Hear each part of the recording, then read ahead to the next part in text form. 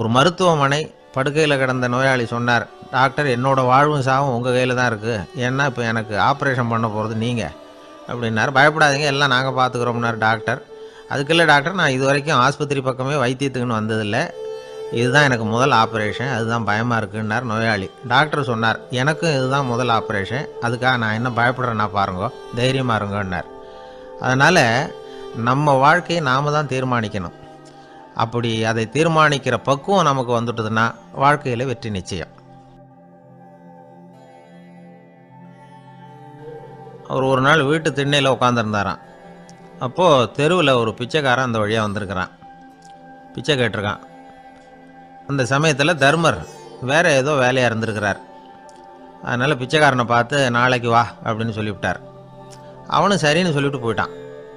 பீமன் இதை பார்த்துக்கிட்டு இருந்தான். உடனே அவன் என்ன செஞ்சான் தெரியுமா, ஒரு முரசை எடுத்துக்கிட்டு கிராமத்தை நோக்கி ஓடனான். முரசை அடிச்சுக்கிட்டு ஏதோ சொல்ல ஆரம்பிச்சிட்டான். தர்மருக்கும் இது தெரிய வந்தது. அவருக்கு ஒன்றும் புரியல. என்னாச்சு உனக்குன்னு கேட்டார். பீமன் சொன்னான், நான் கிராம மக்களுக்கு ஒரு செய்தியை தெரிவிக்க போகிறேன் அப்படின்னா. என்ன செய்தின்னார். எங்கள் அண்ணன் காலத்தை வென்றுட்டார் அப்படிங்கிற செய்தியை சொல்ல போகிறேன்னா. நான் காலத்தை ஜெயிச்சுட்டேனா, எதனால் அப்படி சொல்கிற அப்படின்னு கேட்டார். நீங்கள் பிச்சைக்காரனை நாளைக்கு வர சொன்னீங்களே, அதனால தான் அப்படின்னா. அதனால் என்னன்னார். நீங்கள் அவனை நாளைக்கு வான்னு சொன்னீங்க, நீங்கள் நிச்சயமாக நாளைக்கு இருப்பீங்களா? அந்த பிச்சைக்காரனும் நாளைக்கு உயிரோடு இருப்பானா? நாளைக்கு நீங்கள் இருந்தாலும் பிச்சை போடக்கூடிய மனோபாவம் உங்களுக்கு இருக்குமா? பிச்சை நிச்சயம் போடுவீங்களா? நாளைக்கு வரைக்கும் அவன் பிச்சைக்காரனாகவே இருப்பாங்கிறது என்ன நிச்சயம்? நாளைக்கு உங்கள் சந்திப்பு நிச்சயம் நடக்குமா? அதனால தான் நீங்கள் காலத்தை ஜெயிச்சுட்டீங்க அப்படின்னு சொல்லி அவ்வளோ நிச்சயமாக நான் முடிவு பண்ணிவிட்டேன். அப்படி நீங்கள் நினச்சதுனால தான் அவனை நாளைக்கு வர சொல்லியிருக்கிறீங்க. இது எவ்வளோ பெரிய விஷயம், இதை மற்றவங்களுக்கு சொல்லாமல் இருக்கலாமா? நேரம் ஆகிட்டுது, நான் உடனே ஊருக்குள்ளே போய் இதை சொல்லணும், தாமதிக்க முடியாது. ஏன்னா இந்த நேரம் கடந்துட்டுதுன்னா அடுத்த நாழிகை எனக்கு கிடைக்குங்கிறது நிச்சயம் இல்லை அப்படின்னு பீமன் சொல்லி முடிச்சுட்டு புறப்படுறதுக்கு தயாரானான். தர்மர் அவசரமாக குறுக்கிட்டார். தம்பி கொஞ்சம் பொறு, நான் தவறு பண்ணிட்டேன். பரிபூர்ண சுதந்திரம் பெற்ற மனிதன் தான் அப்படி பேச முடியும், அப்படி வாக்குறுதி தர முடியும். அந்த பிச்சைக்காரனை இப்போவே கூப்பிடு, ஏதாவது உடனே கொடுத்து அனுப்பி வச்சு விட்றேன். நாளைக்கு என்ன நடக்குங்கிறது யாருக்கு தெரியும் அப்படின்னார். இந்த கதையிலேருந்து நாம் உணர்ந்து கொள்ள வேண்டிய உண்மை என்ன தெரியுமா? நிகழ்காலம் ஒன்று தான் நம்ம கையில் இருக்கிறது, அதை தவற விடாமல் சரியாக பயன்படுத்திக்கணும். கடந்த காலங்கிறது திரும்பி வர போகிறதில்ல, எதிர்காலங்கிறது இப்போ நம்மக்கிட்ட கிடையாது. அதனால் நிகழ்காலத்தை தான் நாம் பயன்படுத்திக்க முடியும். பிரிட்டிஷ் ஆட்சி நடந்துக்கிட்டு இருந்த காலம் 1920களின் கடைசி. அப்போ நடந்த ஒரு உண்மை நிகழ்ச்சி இது. ஒரு கல்யாண மாப்பிள்ளை ரயிலில் இறங்க போகிறார். அவரை வரவேற்க ஒரு ராஜ குடும்பமே காத்துக்கிட்டு இருக்குது. மங்களூர்லேருந்து இறங்குற அந்த மாப்பிள்ளை யார் தெரியுமா? ஒரு நாய். உண்மைதான், அந்த நாய்க்கு தான் கல்யாணம். சுதேசி சமஸ்தானத்து மன்னர்களில் ஒருத்தர் ஜூனாகட் மகாராஜா, அவரோட வளர்ப்பு நாய் ரோஷனாரா, அதுக்கு கல்யாணம் பண்ணி வைக்கணும்னு ஆசைப்பட்டார். மாப்பிள்ளை தேடினார். மங்களூர் மகாராஜாவோட வளர்ப்பு நாய் ஒன்று இருந்தது, பேர் பாபி. இது ரெண்டுக்கும் கல்யாணம் நடத்த முடிவு பண்ணார். திருமணத்துக்கு வேண்டிய எல்லா ஏற்பாடுகளையும் பண்ணுங்க அப்படின்னு உத்தரவு போட்டார். ஆயிரக்கணக்கான அழைப்புதழ்கள், பல சமஸ்தான மன்னர்கள், ஜமீன்தார்கள், பிரிட்டிஷ் அதிகாரிகள், பெரிய பணக்காரங்க, இப்படி நிறைய பேருக்கு அழைப்புதழ்கள் அனுப்பி வச்சாங்க. பத்திரிகையை பார்த்தவங்கெல்லாம் திகைச்சு போயிட்டாங்களாம். இருந்தாலும் என்ன பண்ணுறது, ராஜாவே அழைக்கிறார், போகாமல் இருக்க முடியுமா? அந்த சமயத்தில் நாட்டின் கவர்னர் ஜெனரலாக இருந்தவர் இர்வின் பிரபு, அவருக்கும் ஒரு பத்திரிகை போயிருக்குது.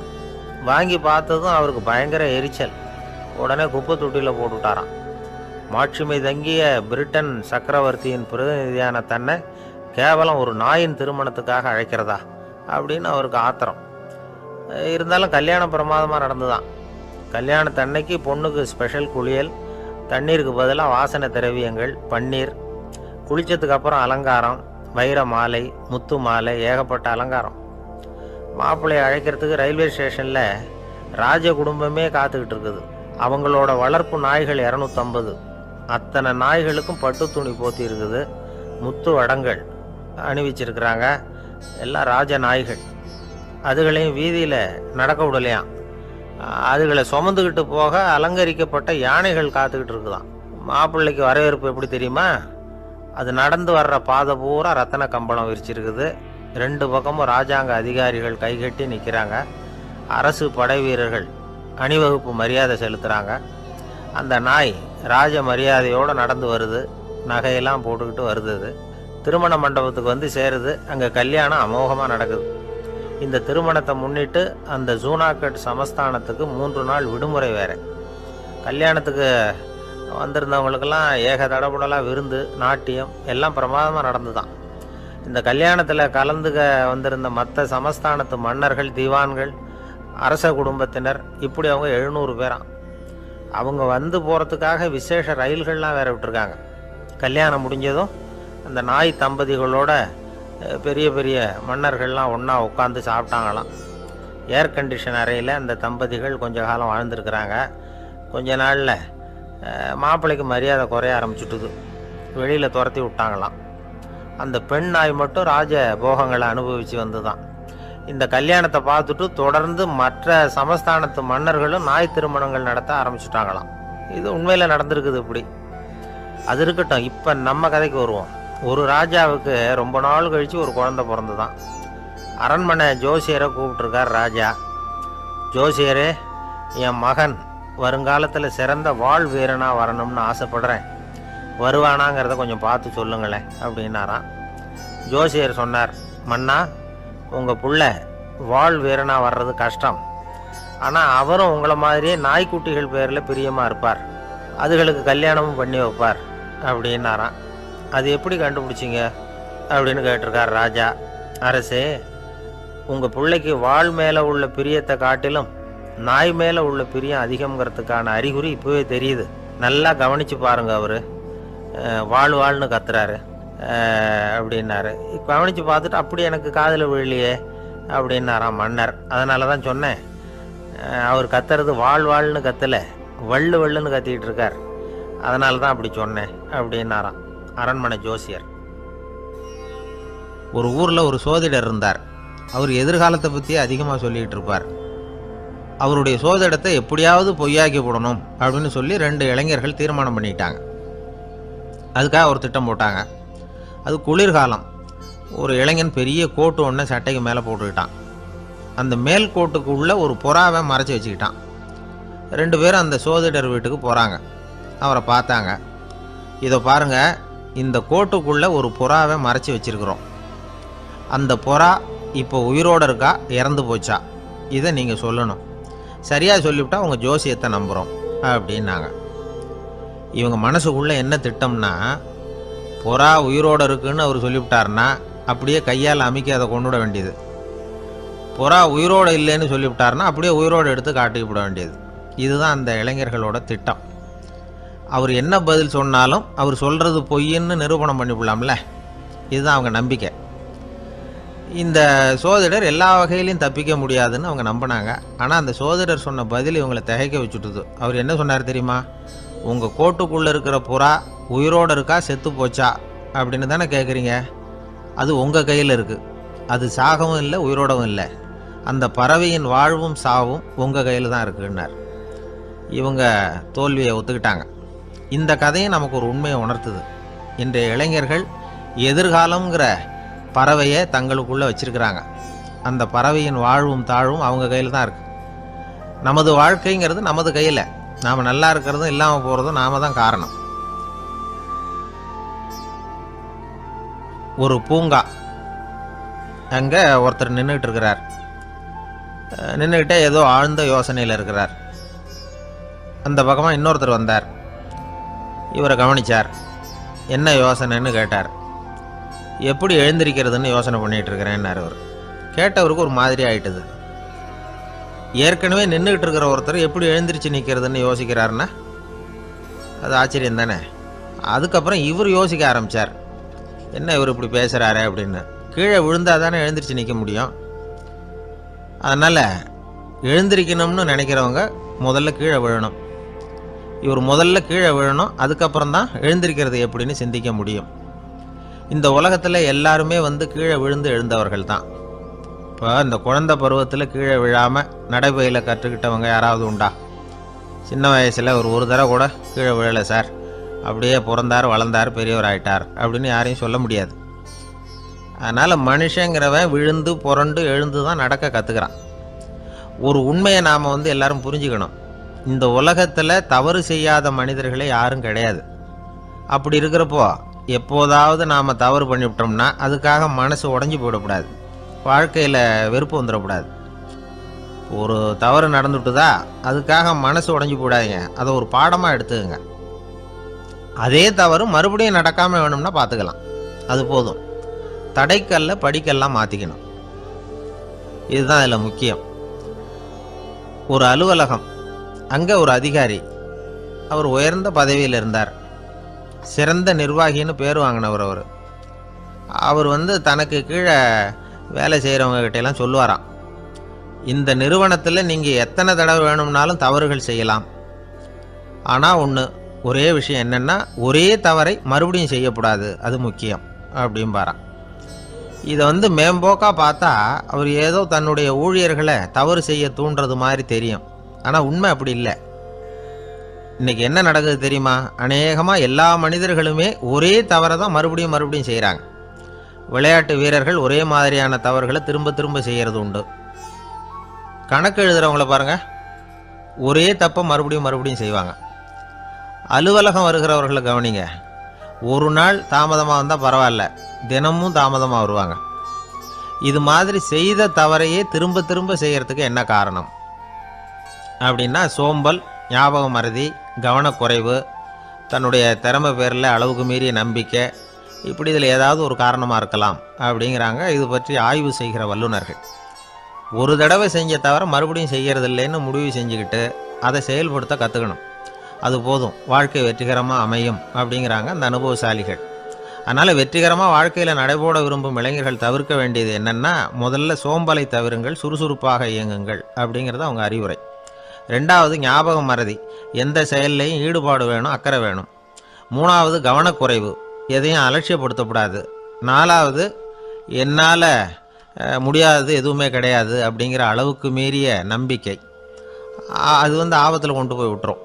அதனால் முதல் தவறு உங்களுக்கு ஒரு பாடமாக அமையணும். ஒரு மனிதர், அவர் தன்னுடைய 2 காதுலையும் கட்டு போட்டுக்கிட்டு வந்தார். அவருடைய நண்பர் அதை கவனிச்சுட்டார். என்ன சார் ஆச்சு, 2 காதுலையும் கட்டு போட்டிருக்கீங்களே அப்படின்னு விசாரித்தார். ஒன்றுமில்லை சார், வீட்டில் ரொம்ப ஆர்வமாக டிவியில் கிரிக்கெட் மேட்ச் பார்த்துக்கிட்டு இருந்தேன். அப்போது என்னுடைய மனைவி துணிகளுக்கு அயர்ன் பண்ணிக்கிட்டு இருந்தாங்க. அயர்ன் பாக்ஸை அப்படியே வச்சுட்டு அடுப்பங்கரைக்கு போயிட்டாங்க.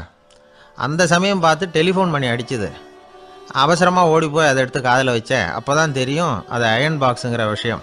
சூடாக இருந்ததா, சுட்டு விட்டுது அப்படின்னார். ஒரு காது சரி சார், 2 காதும் ஏன் அப்படி ஆச்சு அப்படின்னு கேட்டார். அதே ஆள் மறுபடியும் ஃபோன் பண்ணான் சார் அப்படின்னார் இவர் எவ்வளோ தூரம் யோசிச்சிருப்பார் பாருங்கள். அதனால் ஒரு தவறு மறுபடியும் நடக்கக்கூடாது, முதல் தவறு உங்களுக்கு ஒரு பாடமாக அமையட்டும் அப்படிங்கிறது தான் இதிலிருந்து நாம் தெரிந்து கொள்ள வேண்டிய கருத்து. அதனால் தவறுகள் அதெல்லாம் தடைக்கெல்லாம் நினைக்க வேண்டாம், படிக்கெல்லாம் நினைப்போம். அப்படி நினச்சோம்னா வாழ்க்கையில் வெற்றி நிச்சயம். கொஞ்சம் தூரத்தில் நாம் நிற்கிறோம், எட்டத்தில் இருந்துக்கிட்டு அவரை கவனிக்கிறோம். அவர் ஃபோனில் பேசுகிறத, அவர் பேசுகிற வார்த்தைகள் என்ன அப்படிங்கிறது நம்ம காதில் விழலை. ஆனாலும் அவர் பேசிக்கிட்டு இருக்கிறது நல்ல செய்தியா கெட்ட செய்தியா அப்படிங்கிறத நம்மளால் யூகிக்க முடியும். மகிழ்ச்சியான செய்தியை பேசும்போது முகம் மலருது, புன்னகை பூக்குது. இதில் ஒன்று நீங்கள் கவனிக்கணும், தொலைபேசியில் நாம் பேசுகிறப்போ நம்மோட பேசுகிறவர் எதிரில் இல்லை. அவர் தொலைபேசி வழியாக நம்ம குரலை மட்டும்தான் கேட்க போகிறார், நம்ம முகத்தை அவர் பார்க்க போகிறதில்ல. அப்படி இருந்தும் அப்போ நம்ம முகம் ஏன் மலரணும் அப்படின்னா இதுதான் உடல் மொழி, பாடி லாங்குவேஜ் அப்படின்னு சொல்கிறாங்க. நம்ம அறியாமலேயே நம்ம உடம்பு செய்திகளை தெரிவிக்குது பாருங்கள், அதுதான் உடல் மொழி.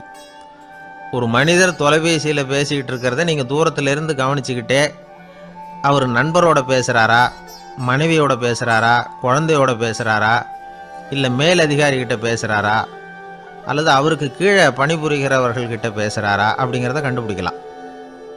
அதுக்கு காரணம் அவருடைய உடல் மொழி. இந்த உடல் மொழி கூட நம்ம வாழ்க்கையின் முன்னேற்றத்துக்கு பயன்படும். இதை பற்றிலாம் கூட சில நிபுணர்கள் ஆராய்ச்சி பண்ணி பார்த்துருக்குறாங்க. அவங்க சில விவரங்களை சொல்கிறாங்க. குறிப்பாக ஒருத்தர் தன்னுடைய நாற்காலியில் கிட்டத்தட்ட படுத்துக்காத குறையாக உட்காந்துருக்கிறாருன்னு வச்சுக்கோங்க. எதிர இருக்கிறவர் பேசுறது அவருக்கு பிடிக்கலன்னு அர்த்தமா. தலையை சொரிஞ்சிக்கிறது, வேறு வேறு திசைகளில் பார்க்குறது, கொட்டாவி விடுறது, கால்களை மாற்றி போட்டு உட்கார்றது, களைப்பாக கை விரல்களை அப்படியே பின்னிக்கிறது, அடிக்கடி கடிகாரத்தை பார்க்குறது, இப்படிலாம் ஒருத்தர் பண்ணிக்கிட்டு இருக்கிறாருன்னா நாம் கூடிய சீக்கிரம் அந்த இடத்த விட்டு எழுந்திரிச்சு வந்துடுறது நல்லது. ஏன்னா இதெல்லாம் அவருடைய சலிப்பு, சோர்வு, ஆர்வமின்மை இதுக்கு அடையாளங்கள். நம்முடைய பேச்சு அவரை சலிப்படைய வச்சுவிட்டதுன்னு அர்த்தம். அவர் ரொம்பவும் சோர்ந்து போயிட்டாருன்னு பொருள். நம்முடைய பேச்சில் அவருக்கு ஆர்வம் இல்லைன்னு அர்த்தம். அதே நேரத்தில் நாற்காலியின் நுனியில் அமர்ந்து உடலை முன்னுக்கு நகர்த்தி எதிர இருக்கிறவரின் கண்களை பார்த்துக்கிட்டே பேசினாலும் சரி அல்லது பேச்சை கேட்டாலும் சரி, உங்கள் பேரில் மற்றவங்களுக்கு உள்ள பிடிப்பு அதிகரிக்கும். நாம் எப்படிப்பட்டவருங்கிறத நம்ம உடம்பும் நடை உடை பாவனையும் அடுத்தவங்களுக்கு காட்டி கொடுத்துரும். உங்கள் உடம்பு, உங்கள் பார்வை, நடை, உட்கார்ற விதம் இதை வச்சுக்கிட்டே நீங்கள் பொறுப்புள்ளவரா, முரடரா, அலட்சியமானவரா, மரியாதை தெரிஞ்சவரா, அடக்கமானவரா, நம்பிக்கைக்கு உரியவரா, நாணயம் இல்லாதவரா, பயந்தவரா, திறமைசாலியா, அப்பாவியா அப்படிங்கிறதையெல்லாம் கண்டுபிடிச்சிடலாம். அதனால் இந்த உடல் மொழியை புரிஞ்சுக்கிட்டு நம்மளை கொஞ்சம் சரிப்படுத்திக்கிட்டோம்னா வாழ்க்கையில் சுலபமாக பல காரியங்களை சாதிக்க முடியும். ஒரு மனநல மருத்துவமனை, அங்கே ஒருத்தர் ஒரு நாற்காலியில் உட்காந்துக்கிட்டு கார் ஓட்டுறது மாதிரி அப்படி பாவனை பண்ணிகிட்டு இருந்தார். ஸ்டேரிங்கை திருப்புறது மாதிரி, பின்னாடி வர்ற வண்டியை நிற்க சொல்கிறது மாதிரி, அப்புறம் இவர் ஒதுங்கிக்கிட்டு அவருக்கு வழி விடுறது மாதிரி, இப்படிலாம் சேட்டைகள் பண்ணிக்கிட்டு இருந்தார் மனநல மருத்துவமனையில். இதை பார்த்துக்கிட்டு இருந்த ஒருத்தர் பக்கத்தில் இருந்த இன்னொருத்தர்கிட்ட கேட்டார், இவர் ஏன் இப்படி பண்ணுறாரு, இவருக்கு ஏன் அப்படி வந்தது நிலைமை அப்படின்னு சொல்லி அவர் விசாரித்தார். அப்போ அவர் விவரம் சொன்னார். வேறு ஒன்றும் இல்லைங்க, இவருக்கு கார் ஓட்டணும்னு ஆசை ரொம்ப காலமாக, அது நிறைவேறாமல் போயிட்டுது. அதுக்கப்புறம் அவர் மனநோயாளியை மாறிட்டார். இங்கே அழைச்சிட்டு வந்தாங்க. இங்கே அழைச்சிட்டு வந்ததுலேருந்து அப்படி தான் பண்ணிகிட்டு இருக்கிறார். அப்போ கார் ஓட்டுறது மாதிரிலாம் பாவனை பண்ணிகிட்டு இருப்பார், திருப்புறது மாதிரி பண்ணுவார், பின்னாடி வர்றவங்களுக்கு இடம் விடுவார், இப்படிலாம் செய்கிறார் அப்படின்னு விவரம் சொன்னாங்க. நீங்கள் சொல்லப்படாதா, இப்போ நீங்கள் கார் ஓட்டல, வெறும் நாற்காலியில் தான் உட்காந்துருக்குறீங்க அப்படின்னு நீங்கள் சொல்லப்படாதா அவருக்கு அப்படின்னு கேட்டாங்க. அது முடியாதுங்க, ஏன்னா அந்த காரை கழுவுறதுக்காக அவர் தினமும் எனக்கு 10 ரூபா கொடுத்துக்கிட்டு இருக்கிறார் அப்படின்னாராம் அங்கே வேலை செஞ்சுக்கிட்டு இருந்த ஒருத்தர். அதனால் வாழ்க்கையில் நாம் இந்த உடல் மொழியை புரிஞ்சுக்கணும். உடல் மொழிங்கிறது இப்போ ஆரம்பத்தில் சொன்னது மாதிரி அந்த தொலைபேசியில் பேசுகிறவங்கள தூரத்திலேருந்து பார்த்தாவே அவர் யாருக்கிட்ட பேசுகிறார், என்ன பேசுகிறாருன்னு தெரியும். நம்ம முகத்தை நல்லா வச்சுக்கணும். உடல் மொழியை நம்ம புரிஞ்சுக்கிட்டு பயன்படுத்த ஆரம்பித்தோம்னா எந்த முயற்சி பண்ணினாலும் அதில் வெற்றி நிச்சயம். எப்படி தெரியுமா? குருகுல வாசம் செஞ்சு படிக்கணும்.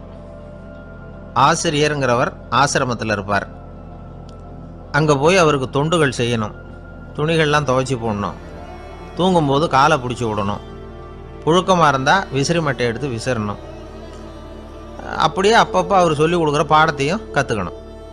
அவர் சொல்லிக் கொடுக்குற பாடங்களை ஓலைச்சுவடிகளில் எழுதிக்கணும். இதுதான் குருகுல வாசம்ங்கிறது. இப்போ மாதிரிலாம் கிடையாது. ஆக குருகுல வாசம்ங்கிறது மனசையும் பண்படுத்தும், அறிவையும் பண்படுத்தும். அப்படி ஒரு பயிற்சி அது. அந்த காலத்தில் பஞ்சபாண்டவர்கள் ஒரு குருகுலத்தில் படிக்க போனாங்களாம். ஏற்கனவே அங்கே ஒரு 15 பேர் இருந்திருக்கிறாங்க. இவங்களையும் சேர்த்து மொத்தம் 20 பேர். எல்லாரும் ரொம்ப ஆர்வத்தோடு அங்கே தங்கி படிச்சுக்கிட்டு இருக்கிறாங்க. 2 வருஷம் ஓடி போச்சு. எல்லாரும் ஊருக்கு திரும்ப வேண்டிய நேரம். ஆசிரியர் ஒவ்வொருத்தராக கூப்பிட்டார். இது வரைக்கும் என்ன கற்றுக்கிட்ட அப்படின்னு கேட்டார். அவங்க தாங்கள் எழுதி வச்சுருந்ததை சொன்னாங்க, கற்றுக்கிட்டதை சொன்னாங்க. அங்கே படிக்க வந்தவங்க எல்லாருமே புத்திசாலிகள். அது மட்டும் இல்லை, பல பேர் அரச குடும்பத்தை சேர்ந்தவங்க, இளவரசர்களாக வேற இருக்கிறவங்க. அதனால் அவங்கக்கிட்ட அபாரமான கல்வி அறிவை எதிர்பார்த்தார். ஒருத்தன் தான் எழுதி வச்சிருந்த சரித்திர பாடம் பூராவையும் படித்து காட்டினான். இன்னொருத்தன் தான் எழுதி வச்சிருந்த பூகோள பாடம் பூராவையும் படித்து காட்டினான். இப்படி ஒவ்வொருத்தராக அவங்க படித்தது என்னங்கிறத படித்து காட்டிவிட்டு போனாங்க. கடைசியாக தர்மர் வந்தார். பேசாமல் நிற்கிறார். தன் கையில் இருந்த ஓலைச்சுவடி கேட்ட அவர் பிரிக்கவே இல்லை. ஆசிரியர் இவர்கிட்ட தான் அதிகமாக எதிர்பார்த்தார். ஆனால் இவரோ பேசாமல் நின்றுட்டு இருக்கிறார். நீ என்ன கற்றுக்கிட்ட சொல்லு, ஓலைச்சுவடியை பிரித்து படினார் அந்த முனிவர். தர்மர் அசையவே இல்லை. மெதுவாக சொன்னார், ஐயா, நான் கற்றுக்கிட்டது ஒன்றே ஒன்று தான். அதுதான் வாழ்க்கையில் எனக்கு ரொம்ப முக்கியமான பாடமாக அமையும் அப்படின்னார். என்னது, என்கிட்ட 2 வருஷ காலமாக படிச்சு விட்டு கடைசியில் கற்றுக்கிட்டது ஒன்றே ஒன்று தானா அப்படின்னார் முனிவர். அவருக்கு ஒன்றும் புரியல. மற்ற மாணவர்களை விட இவர் பண்புகளில் உயர்ந்தவர், அறிவில் சிறந்தவர், வயசில் முதிர்ந்தவர். இவரே இப்படி சொன்னால் மற்றவங்க நிலைமை என்னத்துக்கு ஆறுது? அவங்க ரொம்பவும் கெட்டு போயிடுவாங்களே அப்படின்னு அவர் யோசனை பண்ணார். தர்மா, நல்லா யோசனை பண்ணி பதில் சொல்லு. 2 வருஷமாக நீ கற்றுக்கிட்டது என்ன அப்படின்னு தானே நான் கேட்குறேன். அதை கொஞ்சம் யோசனை பண்ணி சொல்லுன்னார் முனிவர் கொஞ்சம் கோபமாக. தர்மர் முகத்தில் எந்த மாறுதலுமே இல்லை. இல்லையா, 2 வருஷமாக நான் கற்றுக்கிட்ட முக்கியமான பாடம் ஒன்றே ஒன்று தான்னார். இப்போ அந்த முனிவருக்கு கோபம் அதிகமாக வந்துடுது.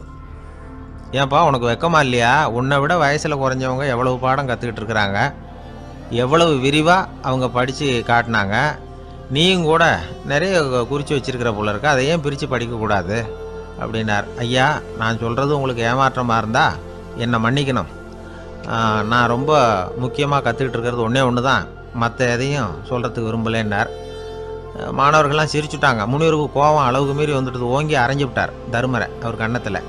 தருமர் கண்ணை செவந்து போட்டுது, கண்கள் கலங்கி போச்சு. ஆனாலும் அவர் அமைதியை இழக்கலை, தலை குனிஞ்சு நிற்கிறார். இவருடைய பிடிவாதம் முனிவருக்கு இன்னும் ஆத்திரத்தை உண்டாக்கி விட்டது. இன்னொரு கண்ணத்திலே அரைஞ்சார். எல்லாரும் பயந்து போய் அமைதியாக நின்றுட்டு இருக்கிறாங்க. முனிவர் கத்துறார், அப்படி நீ கற்றுக்கிட்ட அந்த முக்கியமான பாடம் தான் என்ன, அதையாவது சொல்லு அப்படின்னார். ஐயா, அதை மட்டும் ஒரு ஓலைச்சுவடியில் தனியாக குறித்து வச்சுருக்கிறேன், இந்தாங்க, இதை நீங்களே படித்து பாருங்கன்னார். தருமர் ஓலைச்சுவடியை நீட்டினார். முனிவர் அதை வாங்கி பிரித்தார், சத்தம் போட்டு படித்தார்.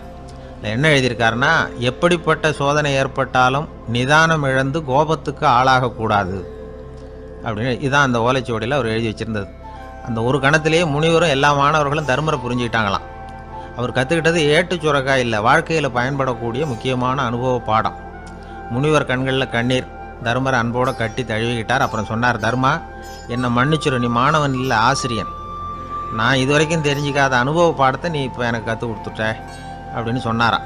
அதனால் நிதானம் தவறக்கூடாதுங்கிறது ரொம்ப முக்கியமான ஒரு செய்தி. ஒரு ஆசிரியர் மாணவனை ஒரு கன்னத்தில் ஓங்கி அரைஞ்சுட்டார். இவன் நிதானம் தவறல, அமைதியாக நின்றுக்கிட்டு இருந்தான். அவர் ஒரு தடவை அரைஞ்சதும் எப்படி உன்னால் நிதானம் தவறாமல் இருக்க முடிஞ்சுது அப்படின்னு கேட்டாங்க நண்பர்கள். அவன் சொன்னான், நான் நிதானம் தவறி இருந்தா எங்கள் வாத்தியார் இன்னொரு கன்னத்துலேயும் அரைஞ்சிருப்பார், அது அதை விட பலமாக இருக்கும், அதனால தான் நான் அப்படி இருந்தேன் அப்படின்னு நானான். ஆக நாம் தெரிந்து கொள்ள வேண்டியது, வாழ்க்கையில் நிதானம் தவறாமல் இருக்க வேண்டும். அதுதான் வெற்றியின் ரகசியம். ஒரு நண்பர்கிட்ட பேசிக்கிட்டு இருந்தேன். அவருடைய உறவினர் ஒருத்தர் ஒரு நேர்முக தேர்வுக்கு போயிருந்தாராம், இன்டர்வியூவுக்கு. ரொம்பவும் பொறுப்பாகவும் கவனமாகவும் செயல்பட வேண்டிய பதவிக்கான நேர்காணல் அது. இவர் எழுத்து தேர்வில் ஏராளமான மதிப்பெண்கள் வாங்கிவிட்டார். அதனால் அதை பற்றி கவலை இல்லை. இப்போ நேர்முக தேர்வில் தேர்வு பெறணும். ஏராளமான சான்றிதழ்கள் வச்சிருந்தார். நேர்காணலில் கேட்கப்பட்ட எல்லா கேள்விகளுக்கும் சரியான பதில் தான் சொன்னார். இருந்தாலும் பாருங்கள், அந்த நேர்முக தேர்வில் அவர் தேர்ந்தெடுக்கப்படலை. என்ன காரணம் அப்படின்னு பின்னாடி விசாரித்தப்போ தான் விவரம் தெரிஞ்சுதான். அது என்ன ஆயிருக்குதுன்னா, அந்த நேர்காணலின் போது இவர் நடந்துக்கிட்ட முறையில் சில தவறுகள் நடந்து போச்சான். முக்கியமாக 2 தவறுகள். ஒன்று, அவங்க ஒரு கேள்வியை கேட்டு முடிக்கிறதுக்குள்ளேயே இவர் பதில் சொல்ல ஆரம்பிச்சுட்டாராம். 2வது என்னென்னா, இவர் நாற்காலியில் தாராளமாக இயல்பாக சாஞ்சி உட்காராம நாற்காலி முனையில் உட்காந்துருந்தாராம். இந்த 2 விதமான செயல்பாடுகளும் இவர் அவசரப்படுறவர், பதற்றப்படுறவர் அப்படிங்கிறதுக்கான அடையாளங்கள். அதாவது கேள்வியை கேட்டு முடிக்கிறதுக்குள்ளேயே முந்திக்கிட்டு பதில் சொல்கிறது. 2வது, நாற்காலியில் இயல்பாக தாராளமாக உட்காராம நாற்காலி முனையில் உட்கார்றது. பார்க்க போகிற வேலைக்கு அவசரம், பதற்றம் இது 2 இருக்கக்கூடாதான். அதனால் மார்க் இருந்தும் சர்டிஃபிகேட் இருந்தும் அந்த வேலை வாய்ப்பு அவருக்கு கிடைக்கல. வேலை கொடுக்குறவங்க நம்மக்கிட்ட இருந்து என்ன தான் எதிர்பார்க்குறாங்க, இதை தெரிஞ்சு வச்சுக்கிறது நல்லது. முதல்ல, மற்றவர்களுடன் தொடர்பு கொள்ளும் திறமை, அதாவது எபிலிட்டி டு கம்யூனிகேட். நீங்கள் நினைக்கிறத அழகாக தொகுத்து வகைப்படுத்தி சொல்ல தெரியுதான்னு பார்ப்பாங்க. உங்கள் திட்டங்களை அடுத்தவங்க ஏற்றுக்கொள்ளக்கூடிய விதத்தில் வெளிப்படுத்துறதுக்கு உங்களால் முடியுதான்னு பார்ப்பாங்க. இதுக்கு என்ன செய்கிறது? குழப்பம் இல்லாமல் சிந்திக்கணும், குழப்பம் இல்லாமல் பேசணும். ரெண்டாவது விஷயம் என்னன்னா புத்திசாலித்தனம், அதாவது இன்டெலிஜென்ஸ். ஏற்றுக்க போகிற வேலையை நல்ல விதமாக செய்ய முடியுமா உங்களால், அதை எந்தெந்த வழியில் செய்யலாம் அப்படிங்கிறத உங்களால் தீர்மானிக்க முடியுமா, அந்த வேலைக்கான புது புது யோசனைகளை உங்களால் சொல்ல முடியுமா அப்படின்னு பார்ப்பாங்க. இது இன்டெலிஜென்ஸ். மூணாவது தன்னம்பிக்கை, அதாவது செல்ஃப் கான்ஃபிடென்ஸ். உங்களுக்கு அது உண்டா அப்படிங்கிறத கவனிப்பாங்க. எந்த சூழ்நிலையையும் சமாளிக்கணும், எப்படிப்பட்ட மனிதர்களையும் சமாளிக்கிற தைரியம் வேணும், அடுத்தவங்களை நமக்கு சாதகமாக திருப்பக்கூடிய தன்னம்பிக்கை வேணும். நாலாவது பொறுப்புகளை முன்வந்து ஏற்றுக்கொள்ளுதல், வில்லிங்னஸ் டு அக்செப்ட் ரெஸ்பான்சிபிலிட்டி. பொறுப்புகள்லேருந்து நழுவி போக ஆசைப்படாமல் செஞ்சு முடிக்கணும். அஞ்சாவது முன் வருதல், இனிஷியேட்டிவ். வேலையோட முக்கியத்துவம் உணர்ந்து அதை ஏற்றுக்கிட்டு தகுந்த நடவடிக்கைகளை தயங்காமல் எடுக்கிறதுக்கு முன் வரணும். ஆறாவது என்னன்னு கேட்டிங்கன்னா தலைமைத்துவம், லீடர்ஷிப். 4 பேருக்கு தலைமை தாங்கி நல்ல விதத்தில் நடந்துக்க தெரியுதா. ஏழாவது கற்பனை திறன், இமேஜினேஷன். சில பிரச்சனைகள் வரக்கூடும் அப்படின்னு முன்கூட்டியே யூகிச்சு அதுக்கு தகுந்த மாதிரி நடவடிக்கை எடுக்கிற திறமை உண்டா அப்படிங்கிறத பார்ப்பாங்க. எட்டாவது என்னென்னா வளைந்து கொடுத்தல், ஃப்ளெக்சிபிலிட்டி. சூழ்நிலைக்கு தகுந்த மாதிரி, மாற்றங்களுக்கு தகுந்த மாதிரி அனுசரித்து நடந்துக்கிறதுக்கு தெரியுதா அவங்களுக்கு அப்படிங்கிறத கவனிப்பாங்க. அடுத்தது திறமைகளை வெளிக்கொணரும் திறமை, இன்டர்பர்சனல் ஸ்கில்ஸ். அடுத்தவங்க கிட்ட இருக்கிற திறமையை கண்டுபிடிச்சி அதை நல்ல விதத்தில் ஊக்கப்படுத்தி பயன்படுத்த தெரியுதா அப்படின்னு பார்ப்பாங்க. ஆறாவது சுய அறிவு, செல்ஃப் நாலெட்ஜ். அடுத்தவங்க நம்மளை பற்றி என்ன நினைக்கிறாங்க அப்படிங்கிறத நம்மளால் புரிஞ்சிக்க முடியுதாங்கிறது முக்கியம். அடுத்தது போட்டி மனப்பான்மை, காம்படிட்டிவ்னஸ். அடுத்தவங்களை ஒப்பிட்டு பார்த்து அதை விட ஒரு படி மேலே வரணுங்கிற குணம் வேணும். இதுக்கு அடுத்தது என்னென்னா குறிக்கோளை வெல்லுதல், கோல் அச்சீவ்மெண்ட். குறிக்கோளை சவாலாக எடுத்துக்கிட்டு அதை அடையணும். அப்புறம் வேறுபட்ட திறமைகள், ஒகேஷனல் ஸ்கில்ஸ். பதவிக்கு வேண்டிய திறமைகள் தவிர மற்ற திறமைகள் எதுவும் உண்டாங்கிறது முக்கியம்.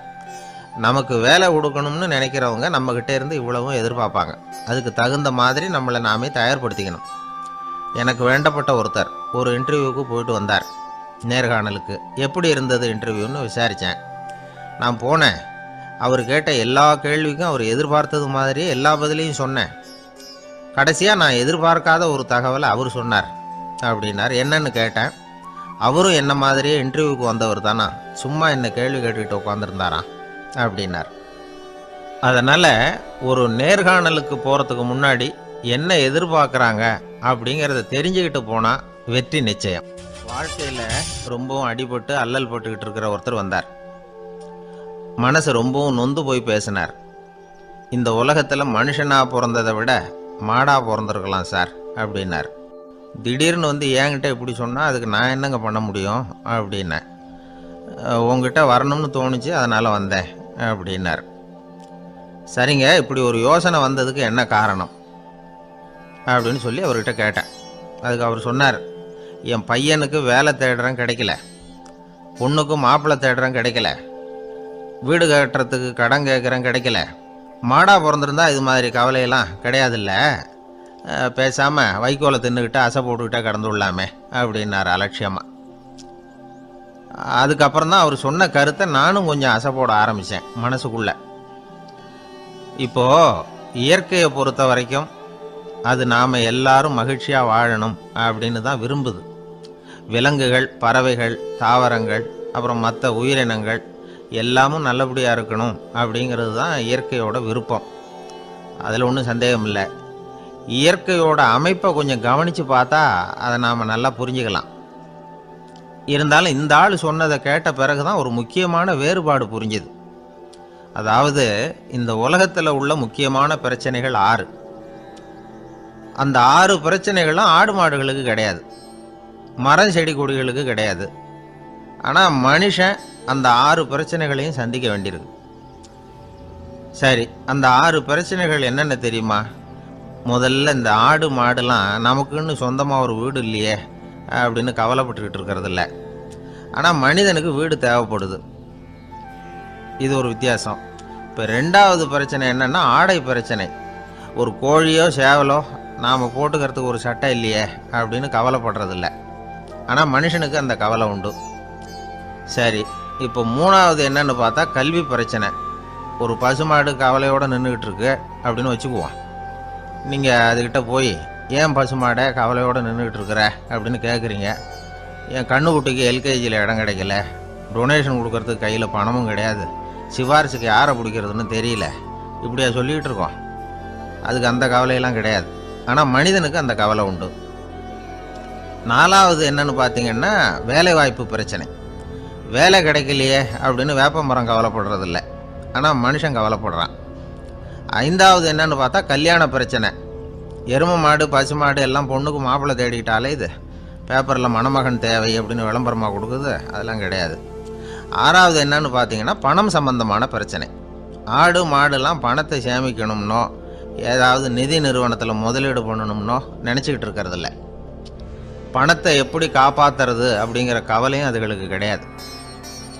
குதிரை குளம்போடு பிறக்குது, அதனால் அது காடு மேடெல்லாம் கவலை இல்லாமல் தெரியலாம். ஆடு உடம்புல ரோமத்தோடு பிறக்குது, அதனால் அது குளிரை பற்றி கவலைப்பட வேண்டிய அவசியம் இல்லை. ஆனால் மனுஷனை பார்த்திங்கன்னா அவன் தான் ஒன்றுமில்லாமல் பிறக்கிறான். ஏன் இந்த பாகுபாடு அப்படின்னு கேட்டால் இதை பற்றி கொஞ்சம் சிந்திச்சு பார்க்கணும். அதாவது இந்த சந்தேகத்தை ஒரு பெரியவர்கிட்டையும் கேட்டேன், அவர் சொன்னார் இதுக்கு பதில். அவர் இதே கேள்வியை இயற்கை கிட்ட கேட்டாராம். இயற்கை பதில் சொல்லிச்சான், வேற யாருக்கும் கொடுக்காத ஒரு வலுவான கருவியை, ஒரு பவர்ஃபுல் வெப்பன் மனுஷனுக்கு கொடுத்துருக்கிறேன்னு, அந்த கருவியை உபயோகப்படுத்தி அந்த 6 பிரச்சனையை மட்டும் இல்லை 6 கோடி பிரச்சனைகள் இருந்தாலும் அதையெல்லாம் சமாளிக்கலாம். அது கருவி என்ன தெரியுமா? அதுதான் 6வது அறிவு. அதை உபயோகப்படுத்தினா காலுக்கு செருப்பு தயார் பண்ணிக்கலாம், குளிருக்கு போர்வை தயார் பண்ணிக்கலாம், என்ன வேணும்னாலும் செய்யலாம் அப்படின்னு இயற்கை பதில் சொல்லிச்சான். அதனால் நாம் செய்ய வேண்டியது என்னென்னா இயற்கையை முதல்ல சரியாக புரிஞ்சுக்கணும். இயற்கையின் படைப்பையே நாம் சரியாக புரிஞ்சுக்கிறது இல்லையே, அதுதான் வேதனை. இந்த கதையை கேளுங்க. இப்போ நகரத்திலேருந்து ஒரு ஆள் கிராமத்துக்கு வந்தான். அங்கே ஒரு சிறுவன் மாடு மேய்ச்சிக்கிட்டு இருந்தான். நகரத்து ஆள் சொன்ன, எவ்வளோ அழகான பசு, அது சரி இதுக்கெல்லாம் ஏன் கொம்பு இல்லைன்னா. இதுக்கு அந்த பையன் பதில் சொன்னான், பசுமாட்டுக்கு கொம்பு இல்லாததுக்கு பல காரணங்கள் உண்டு. கண்ணுக்குட்டியாக இருந்தால் கொம்பு இருக்காது, பசு வளர்ந்து பெருசானதுக்கு அப்புறம் தான் கொம்பு முளைக்கும், இது ஒரு காரணம். சில சமயம் வளர்கிற கொம்பை எடுத்து விடுறது உண்டு, அது ஒரு காரணம். ஆனால் இதுக்கு ஏன் கொம்பு இல்லைன்னு கேட்குறீங்க. அதுக்கு என்ன காரணம்னா இது பசு இல்லை குதிரை அப்படின்னானா. அங்கே ஒரு புதர் தெரியுது இல்லையா, இந்த புதருக்குள்ளே ஒரு சிங்கம் இருக்குது. அந்த பக்கமாக நான் போகிறப்போ வர்றப்போலாம் அது என்கிட்ட ஒம்பு வளர்க்குது, தகராறு செய்யுது, என் மேலே பாயுது, என்னை தாக்குது, ஏன்னு தெரியல அப்படின்னுது. இதை கேட்டதும் அந்த குரங்கு சொல்லிச்சு, இனிமேல் கவலைப்படாத, இந்த தடவை நான் உன்னை காப்பாற்றுறேன்னுது. அதுக்கப்புறம் ஒரு நாள் அந்த குரங்கும் கழுதியும் அந்த புதர் பக்கமாக போய்கிட்டு இருந்தாங்க. எதிர்பார்த்தது மாதிரியே நடந்தது. இந்த சிங்கம் எதிரில் வந்தது, கழுதியை பார்த்தது, உடனே அது மேலே பாய ஆரம்பிச்சுட்டுது. அவ்வளவுதான். உடனே இந்த குரங்கு என்ன பண்ணிச்சு தெரியுமா? கிடுகிடுன்னு ஒரு மரத்து மேலே ஏறி உட்காந்துக்கிட்டுது. அங்கே உட்காந்துக்கிட்டு கீழே அந்த கழுதியும் சிங்கமும் போடுற சண்டையை வேடிக்கை பார்க்க ஆரம்பிச்சுட்டுது. கொஞ்ச நேரம் கழித்து அடிபட்ட காயத்தோடு அந்த கழுதை மெதுவாக நடந்து வந்தது. குரங்கும் மெல்ல மரத்தை விட்டு கீழே இறங்குச்சு. இப்போ கழுதை கேட்டுது, என்னை காப்பாற்றுறேன்னு சொல்லிவிட்டு காலை வாரி விட்டுட்டியே, நீ பாட்டுக்கு மரத்து மேலே ஏறி உட்காந்துக்கிட்டே, அது நியாயமானது. குரங்கு பரிதாபமாக அதை பார்த்துது. நான் மரத்து மேலே இருந்து நீங்கள் 2 பேரும் சண்டை போட்டதை பார்த்துக்கிட்டு தான் இருந்தேன். உன்னோட சத்தம் தான் அதிகமாக இருந்தது, அது நீ சிரிக்கிற மாதிரி எனக்கு கேட்டுது, அதனால் நீ தான் ஜெயிச்சுக்கிட்டு இருக்க போல இருக்கு அப்படின்னு நினச்சிவிட்டேன்னு. இன்றைக்கி பல பேர் இப்படி தான் இருக்கிறாங்களாம். யார் ஜெயிக்கிறாங்க யார் தோக்குறாங்கங்கிறத முகத்தை பார்த்து கூட கண்டுபிடிக்க முடியறதில்ல, பேசுகிற பேச்சை வச்சு கூட கண்டுபிடிக்க முடியறதில்ல. தோற்கிறவங்க கூட சிரிக்கிற மாதிரி முகத்தை வச்சுக்கிறான். இன்றைய மனிதர்கள்கிட்ட ஏகப்பட்ட முரண்பாடுகள். பொய் முகங்களோட உலவுகிறவர்கள் தான் அதிகம். உண்மை முகம் எங்கே இருக்குது அப்படிங்கிறத புரிஞ்சுக்கிட்டு நண்பர்களை தேர்ந்தெடுக்கணும் அப்படிங்கிறது ஒரு முக்கியமான கருத்து. கடவுள் இந்த உலகத்தை படைச்சுவிட்டு அதுக்கப்புறமும் கொஞ்ச நாள் இங்கேயே தங்கியிருந்தாராம். அப்போ தான் அவருக்கு ஒரு உண்மை புரிஞ்சுதான், இந்த உலகத்தில் தங்கி இருக்கிறது எவ்வளவு இடைஞ்சல்னு. தினமும் மனிதர்கள் தேடி ஏதாவது புகார் சொல்லிக்கிட்டே இருந்தாங்களாம், எனக்கு அது வேணும் இது வேணும்னு கேட்டுக்கிட்டே இருந்தாங்களாம். சில பேர் வந்தாங்க, நாங்கள் விவசாயம் பண்ணுறோம், தண்ணி இல்லாமல் பயிர் காயுது, எங்களுக்கு மழை வேணும் அப்படின்னாங்க. அவங்க போனதும் அதுக்கப்புறம் சில பேர் வந்தாங்க, நாங்கள் மண்பானை செய்கிறவங்க நிறைய பானை செஞ்சு வச்சுருக்குறோம், மழை பெஞ்சால் எல்லாம் கரைஞ்சி வீணாக போயிடும், அதனால் இன்றைக்கி மழை பெய்யக்கூடாதுன்னாங்க. கடவுள் பார்த்தார், அவருக்கு என்ன பண்ணுறதுன்னே தெரியல, ஏகப்பட்ட குழப்பம், தலையை பிச்சுக்கலாம் போல் இருந்தது, கிட்டத்தட்ட பைத்தியம் பிடிக்கிற அளவுக்கு ஆகிட்டுது. எல்லாருடைய ஆசைகளையும் அவரால் நிறைவேற்ற முடியல, ஏன்னா ஒன்றுக்கு ஒன்று முரண்பாடாக இருந்தது. ஒரு நாள் தன்னுடைய அமைச்சரவையை கூட்டி ஆலோசனை கேட்டார், என்ன செய்யலாம்னு சொல்லுங்கன்னார். இது என்ன பிரமாதம், பேசாமல் இமயமலை அடிவாரத்தில் போய் உட்காந்துங்க, யாரும் தொந்தரவு பண்ண மாட்டாங்கன்னாங்க. அங்கேயும் மனிதர்கள் வர ஆரம்பிச்சுருவாங்களேன்னார் கடவுள். சரி அப்படின்னா சந்திரனில் போயிருந்துக்கலாமேன்னாங்க. அங்கேயும் மனுஷன் குடி வர போகிறான் அப்படின்னார் கடவுள். வெகு தூரத்துக்கு அப்பால் உள்ள நட்சத்திர மண்டலத்துக்கு போயிடலான்னாங்க. இதெல்லாம் நிரந்தர தீர்வாகாது, நிரந்தரமாக இந்த மனிதனுடைய தொல்லையிலேருந்து நான் விடுபடணும், அதுக்கு ஏதாவது வழி சொல்லுங்கன்னார் கடவுள். ஒரு வயசான ஆள் வந்தார். கடவுளுக்கு காதோட காதாக ஒரு வழியை சொன்னார். கடவுளுக்கு முகம் மலர்ந்தது. அதுதான் சரி, அப்படியே செஞ்சுடலான்னார். அந்த ஆள் சொன்ன ரகசியம் என்ன தெரியுமா? மனிதனால் அடைய முடியாத ஒரு இடம் இருக்குது, அது வேற எங்கேயும் இல்லை, அவனுக்கு உள்ளே இருக்குது. அங்கே போய் மறைஞ்சிங்க, அதுக்கப்புறம் மனிதர்களால் உங்களுக்கு தொந்தரவு இருக்காதுன்னார். மனிதன் நினைக்காத இடம் அதுதான். அதாவது உள்ளுக்குள்ளே இருக்கிற உண்மையை புரிஞ்சிக்காம வெளியில் எங்கேயோ அது இருக்கிறதாக நினச்சி வரட்டிக்கிட்டு அலையிறான் மனுஷன். உள்ளே இருக்கிற உண்மை புரிஞ்சா நாம் தன்னம்பிக்கையோடு தலை நிமிர்ந்து வாழலாம். வேடிக்கையாக ஒரு கதை சொல்லுவாங்க. இதை பாருங்கள், நம்ம பையன் எங்கே பணம் வச்சாலும் எடுத்து விட்றான், என்ன பண்ணுறதுன்னாங்க அம்மா. அப்பா கொஞ்சம் நேரம் யோசனை பண்ணார். அதுக்கப்புறம் சொன்னார், அவன் கண்ணில் படாத இடமா நம்ம வீட்டில் இருக்கிறது ஒரே இடம்தான், அங்கே பணத்தை வை திருட்டு போகாதுன்னார். அது எந்த இடம்னு கேட்டாங்க. அதுதான் அவன் பாட புஸ்தகம், அதில் வச்சிரு, அவன் தொடவே மாட்டான். பாட புத்தகத்தை தொடாமல் பரீட்சையில் வெற்றி பெற முடியாது அப்படிங்கிறத புரிஞ்சுக்கணும். உள்ளே இருக்கிற உண்மையை தொடாமல் வாழ்க்கையில் வெற்றி பெற முடியாது. அதனால் உண்மையை புரிஞ்சுக்கிட்டால் வாழ்க்கையில் வெற்றி நிச்சயம். கத்தியை தீட்டாதே புத்தியை தீட்டு அப்படின்னு ஒரு பெரியவர் புத்தி சொன்னார். அதை கேட்ட ஒரு இளைஞன், அது எப்படி பெரியவரை புத்தியை தீட்டுறது? கத்தியை தீட்டுன்னு சொன்னால் ஒரு கருங்கல்லில் கத்தியை தேய்க்கலாம், புத்தியை தீட்டுன்னு சொன்னால் எப்படி தலையை கொண்டுட்டு போய் தரையில் தேய்ச்சிக்கிட்டு இருக்க முடியுமா அப்படின்னா. அந்த பெரியவர் உடனே புரிஞ்சுக்கிட்டார், இந்த இளைஞனுக்கு புத்தி கூர்மை கம்மி அப்படிங்கிறத புரிஞ்சுக்கிட்டார். அது சரி, அறிவுக்கும் புத்திசாலித்தனத்துக்கும் என்ன வித்தியாசம்? இது ஒரு முக்கியமான கேள்வி. அறிவுன்னா என்ன, புத்திசாலித்தனம்னா என்ன? இதே கேள்வியை சாக்ரட்டிஸ் கிட்ட அவருடைய சீடன் ஒருத்தன் கேட்டானான். ஐயா, அறிவுக்கும் புத்திசாலித்தனத்துக்கும் என்னங்க வித்தியாசம் அப்படின்னு கேட்டிருக்கான். சாக்ரட்டிஸ் நிமிர்ந்து பார்த்துருக்கிறார் அந்த சீடனை. அதுக்கப்புறம் சொன்னாராம், நான் சொல்கிறேன் உன்னுடைய கேள்விக்கு பதில், ஆனால் அதுக்கு முன்னாடி நீ ஒரு காரியம் பண்ணணும்னாரான். என்னங்க செய்யணும் சொல்லுங்கன்றிருக்கான். அதோ பாரு, ஒரு பெரியவர் உட்காந்துருக்கிறாரு, அவர்கிட்ட போ, இங்கேருந்து பக்கத்தில் இருக்கிற அந்த கிராமத்துக்கு போய் சேர எவ்வளவு நேரம் ஆகும் அப்படின்னு கேட்டுட்டு வா அப்படி சொன்னார் சாக்ரட்டிஸ். சரின்னு சொல்லிவிட்டு இவன் போனான். அந்த பெரியவர் முன்னாடி போய் நின்னான். ஏங்க பெரியவரை, இங்கேருந்து அதோ தெரியுத அந்த கிராமத்துக்கு போய் சேர்றதுக்கு எவ்வளவு நேரம் ஆகும் அப்படின்னு கேட்டான். பெரியவர் நிமிர்ந்து பார்த்தார், ஆனால் பதில் எதுவும் சொல்லலை. இவன் மறுபடியும் ஒரு தடவை அதே கேள்வியை அவர்கிட்ட கேட்டான். என்னங்க, நான் கேட்குறது உங்கள் காதில் விழுதா? அந்த கிராமத்துக்கு போய் சேர்றதுக்கு எவ்வளோ நேரம் ஆகும் அப்படின்னு சொல்லி மறுபடியும் கேட்டான். அப்பவும் அவர் பதில் சொல்லலை. உடனே அவன் மனசுக்குள்ளே முடிவு பண்ணிக்கிட்டான், சரி பெரியவர் ஒரு மாதிரியாக தெரிகிறார், புத்தி சுவாதீனம் சரியில்லாத ஒரு மாதிரி தெரியுது அப்படின்னு நினச்சிக்கிட்டே வந்த வழியிலே திரும்பி வந்துட்டான். கொஞ்சம் தூரம் நடந்திருப்பான். இப்போ அந்த பெரியவர் மறுபடியும் கூப்பிட்டார், இளைஞனே இப்படி வாழ்னார். இவனுக்கு ஒன்றும் புரியல.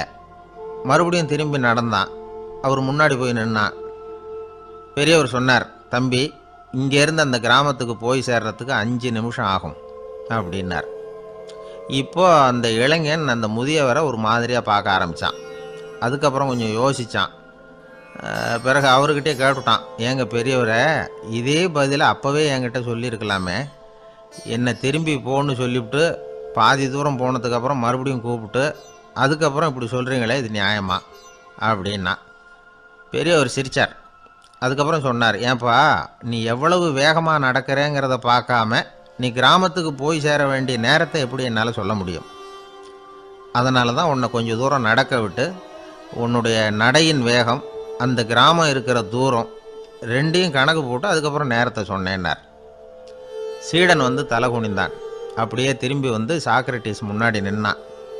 சாக்ரட்டிஸ் இப்போ சொல்கிறார், தம்பி, அதுக்கு பேர் தான் புத்திசாலித்தனம். இந்த அறிவு கூர்மை வந்து எல்லா இளைஞர்களுக்கும் வரணும் அப்படிங்கிறதுக்காகத்தான் கத்தியை தீட்டாத புத்தியை தீட்டு அப்படின்னு பெரியவங்கள்லாம் சொல்லிகிட்டு இருக்கிறாங்க. புத்தியை தீட்டுறவங்கெல்லாம் வாழ்க்கையில் அறிவாளியாகிறாங்க, தீட்டாதவங்க கோமாளியாகிறாங்க.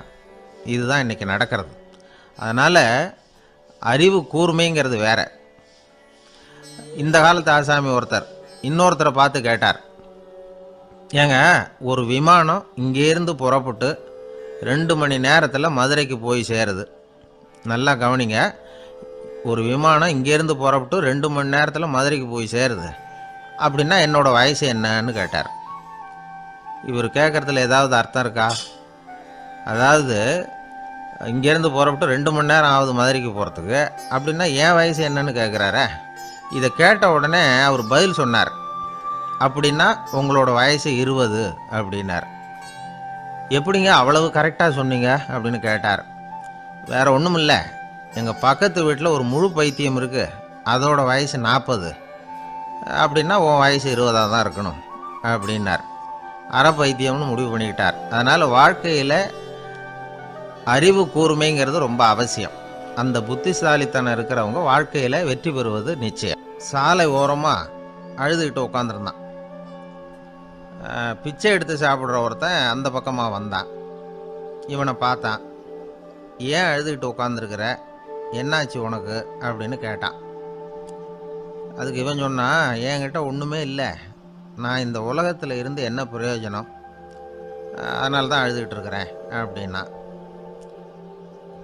உன்கிட்ட மறைஞ்சிருக்கிற புதையல் என் கண்ணுக்கு நல்லா தெரியுது, அது உனக்கு புரியல, அதனால தான் அழுதுகிட்டு இருக்கிற அப்படின்னா. என்னது புதையல் இருக்குதா, உன் கண்ணுக்கு தெரியுதா அப்படின்னு கேட்டான். ஆமாம் எனக்கு தெரியுது, அந்த புதையலை நீ விற்கிறதுக்கு தயாராக இருக்கிறியா அப்படின்னு கேட்டான் இவன். இதை கேட்டதும் அந்த இளைஞனுக்கு ரொம்ப ஆச்சரியமாக போச்சு. என்னது இப்படி கேட்குறானே அப்படின்னு. என்கிட்ட ஒரு காசு கூட இல்லையே, அப்படி இருக்கிறப்போ புதையல் எங்கேருந்து வந்தது அப்படின்னா. இந்த நேரத்தில் அந்த பிச்சைக்காரன் சிரித்தான்.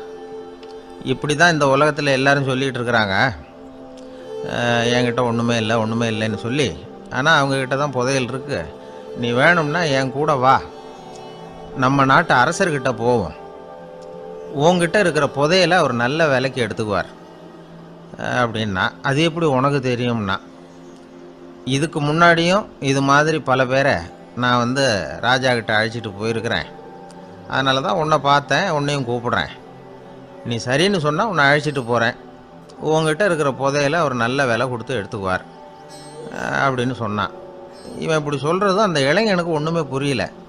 இது என்னது இந்த ஆள் இப்படி சொல்லிகிட்டு இருக்கிறான், நம்மக்கிட்ட என்ன இருக்குது, அதுவும் இல்லாமல் இவனே பிச்சை எடுத்து சாப்பிட்டுக்கிட்டு இருக்கிறான், இவன் போய் நம்மளை ராஜா கிட்ட அழைச்சிட்டு போகிறதா போகிறேங்கிறானே என்ன அப்படின்னு சொல்லி அவன் யோசனை பண்ணான்.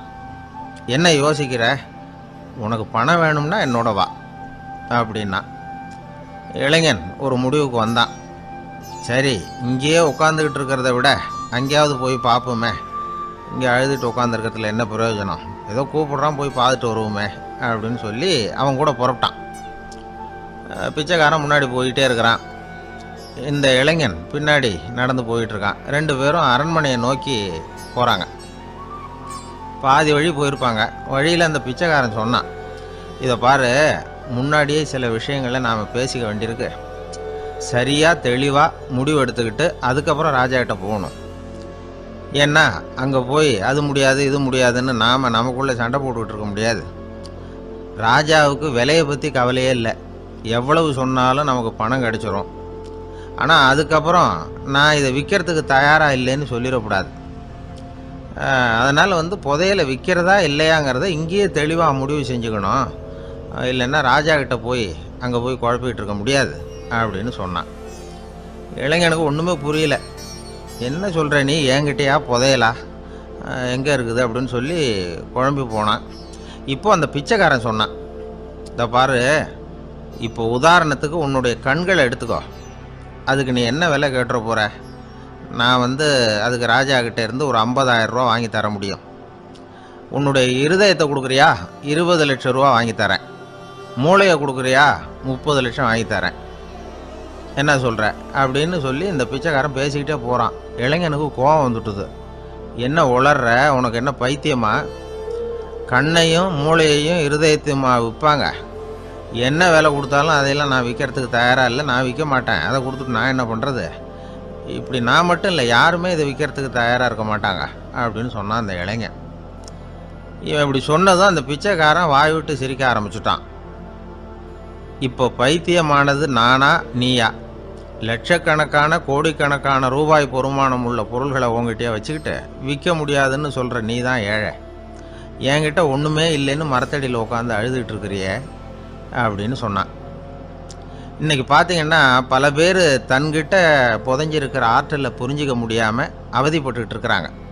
நம்மக்கிட்ட என்ன இருக்குங்கிறது அவங்களுக்கு தெரியறதில்ல. அதனால தான் என்கிட்ட ஒன்றுமே இல்லைன்னு சொல்லி அழுதுகிட்டு இருக்கிறாங்க. இதை விளங்க வைக்கிறதுக்கு பெரியவங்க சொல்கிற கதை இது. நம்மக்கிட்ட இருக்கிற புதையலை நாம் தான் தோண்டி எடுக்கணும். உண்மையான புதையலுங்கிறது உள்ளே இருக்குது. ஆனால் அதை வெளியில் தேடுற ஆசாமிகள் தான் அதிகம். சராசரி மனித இயல்பு அப்படி. நம்மக்கிட்ட விலை மதிக்க முடியாத பகுத்தறிவு இருக்குது. அதை வச்சுக்கிட்டு வாழ்க்கையில் முன்னேறத்துக்கு முயற்சி பண்ணணும். என்கிட்ட ஒன்றுமே இல்லைன்னு நினச்சி ஓரமாக உட்காந்துடக்கூடாது. முயற்சி செஞ்சால் முடியாத காரியம் எதுவுமே இல்லை. ஒரு ரயில்வே ஸ்டேஷன் பக்கம் வெளியில் ஒரு டாக்ஸி நின்றுட்டு இருந்தது. அந்த பக்கமாக வந்த ஒருத்தர் டாக்ஸி டிரைவரை பார்த்து சொன்னார், ஐயா, உங்கள் வண்டியில் பின் சீட்டில் ஒரு மணி பர்ஸு கிடக்கு, யாரோ மறந்து விட்டுட்டு போயிருக்கிறாங்க அப்படின்னார். இல்லை அது காலி பர்ஸு தான், நான் தான் அதை அங்கே போட்டு வச்சுருக்கிறேன்னார் டிரைவர். ஏன்னு கேட்டார் அவர். இதுக்கு டிரைவர் சொன்னார், அதை பார்க்குற யாராவது அதை எடுத்துக்கலாம்ங்கிற ஆசையிலையாவது சவாரிக்கு வருவாங்க, அதுக்காக தான் போட்டு வச்சுருக்கிறேன் அப்படின்னார். ஒரு நண்பர் அவசரமாக என்கிட்ட ஓடி வந்தார். அப்புறம் சொன்னார், என்னால் நம்பவே முடியல சார், என் பையனா இப்படி அப்படின்னு சொல்லி ஆச்சரியப்பட்டார். உங்கள் பையன் அப்படி என்ன தான் செஞ்சுட்டான்னு கேட்டேன். என்னால் முடியாத ஒரு காரியத்தை அவன் சுலபமாக செஞ்சுட்டான் சார் அப்படின்னார். அது என்ன, உங்களால் முடியாத காரியத்தை அவன் செஞ்சுட்டாங்கிறீங்க, அது என்ன காரியம்னு தான் சொல்லுங்களேன். என்ன 5ஆம் வகுப்பில் அவன் ஒரே தடவையில் பாஸ் ஆகிட்டான் சார், அதாவது ஒரே அட்டம்ப்டில் பாஸ் ஆகிருக்கிறான் அப்படின்னார். மூச்சு வாங்க. கஷ்டப்பட்டு பரீட்சை எழுதினவன் அவன், இவருக்கு மூச்சு வாங்குது. நம்மால் செய்ய முடியாத ஒரு காரியத்தை இன்னொருத்தர் செய்யும்போது அது நமக்கு ஆச்சரியமாக தெரியுது. இப்போ சர்க்கஸ் பார்க்குறோம், அங்கே ஒருத்தர் அந்த இடத்துல தொங்குறார். அதை பார்க்குறப்போ அது நமக்கு ஆச்சரியமாக தெரியுது. ஏன்னா அது மாதிரி அந்த இடத்துல தொங்குறதுங்கிறது நம்மால் முடியாத காரியம். நம்மால் முடியாத ஒன்றை அடுத்த ஒருத்தர் ரொம்ப சுலபமாக செய்கிறப்போ நாம் மருள்வது இயற்கை. இதைத்தான் தொல்காப்பியம் மருட்கை அப்படின்னு சொல்லுது. இந்த வியப்பு இருக்குதே, இது 4 வகையில் ஏற்படுதான். அதையும் தொல்காப்பியம் தான் சொல்லுது. அது என்ன 4 வகை அப்படின்னா, முதல் வகை எப்படின்னா புதுமையான அரிய செயல்களை செய்வது. 2வது வகை என்னென்னா பெரிய செயல்களை செய்கிறது. 3வது வகை எப்படின்னா மிக நுட்பமான செயல்களை செய்கிறது. 4வது வகை ஆக்கம் தரும் செயல்களை செய்கிறது. புதுமை, பெருமை, சிறுமை, ஆக்கமோடு மதினம் சாலா மருட்கை 4 அப்படிங்கிறது தொல்காப்பியம். இன்றைக்கி விஞ்ஞானம் புதுசாக எதையோ கண்டுபிடிச்சிக்கிட்டு இருக்குது. அந்த கண்டுபிடிப்புகளை எல்லாம் பார்க்குறப்போ ஆரம்பத்தில் ஆச்சரியமாக இருக்குது, அதுக்கப்புறம் நமக்கு பழகி போடுது. வானொலி பெட்டி புதுசாக வந்தப்போ அதை சுற்றி எவ்வளவு கும்பல், ஒரு பெட்டி பேசுது அப்படிங்கிறது எவ்வளவு வியப்புக்குரிய விஷயம். இப்போ யாரும் வானொலி பெட்டியை ரொம்ப ஆச்சரியத்தோடு பார்க்குறதில்ல. வச்சிருந்தா தான் ஆச்சரியமாக பார்ப்பாங்க சில பேர். இந்த காலத்தில் இப்படி வச்சிருக்கிறாரேன்னு சொல்லி மாறா அதை அலட்சியமாகவும் பார்க்க ஆரம்பிச்சிட்டாங்க. மதினம் சாலா மருட்கை அப்படின்னு ஒரு சொற்றொடர் வருது பாருங்க, அதில் கருத்தாழம் உண்டு. எதை பற்றியும் போதுமான அளவு புரிஞ்சிக்காதப்போ ஒருத்தர் ஆச்சரியப்படுறார். புரிஞ்சுக்கிட்டதுக்கு அப்புறம் ஆச்சரியம் மறைஞ்சு போடுது.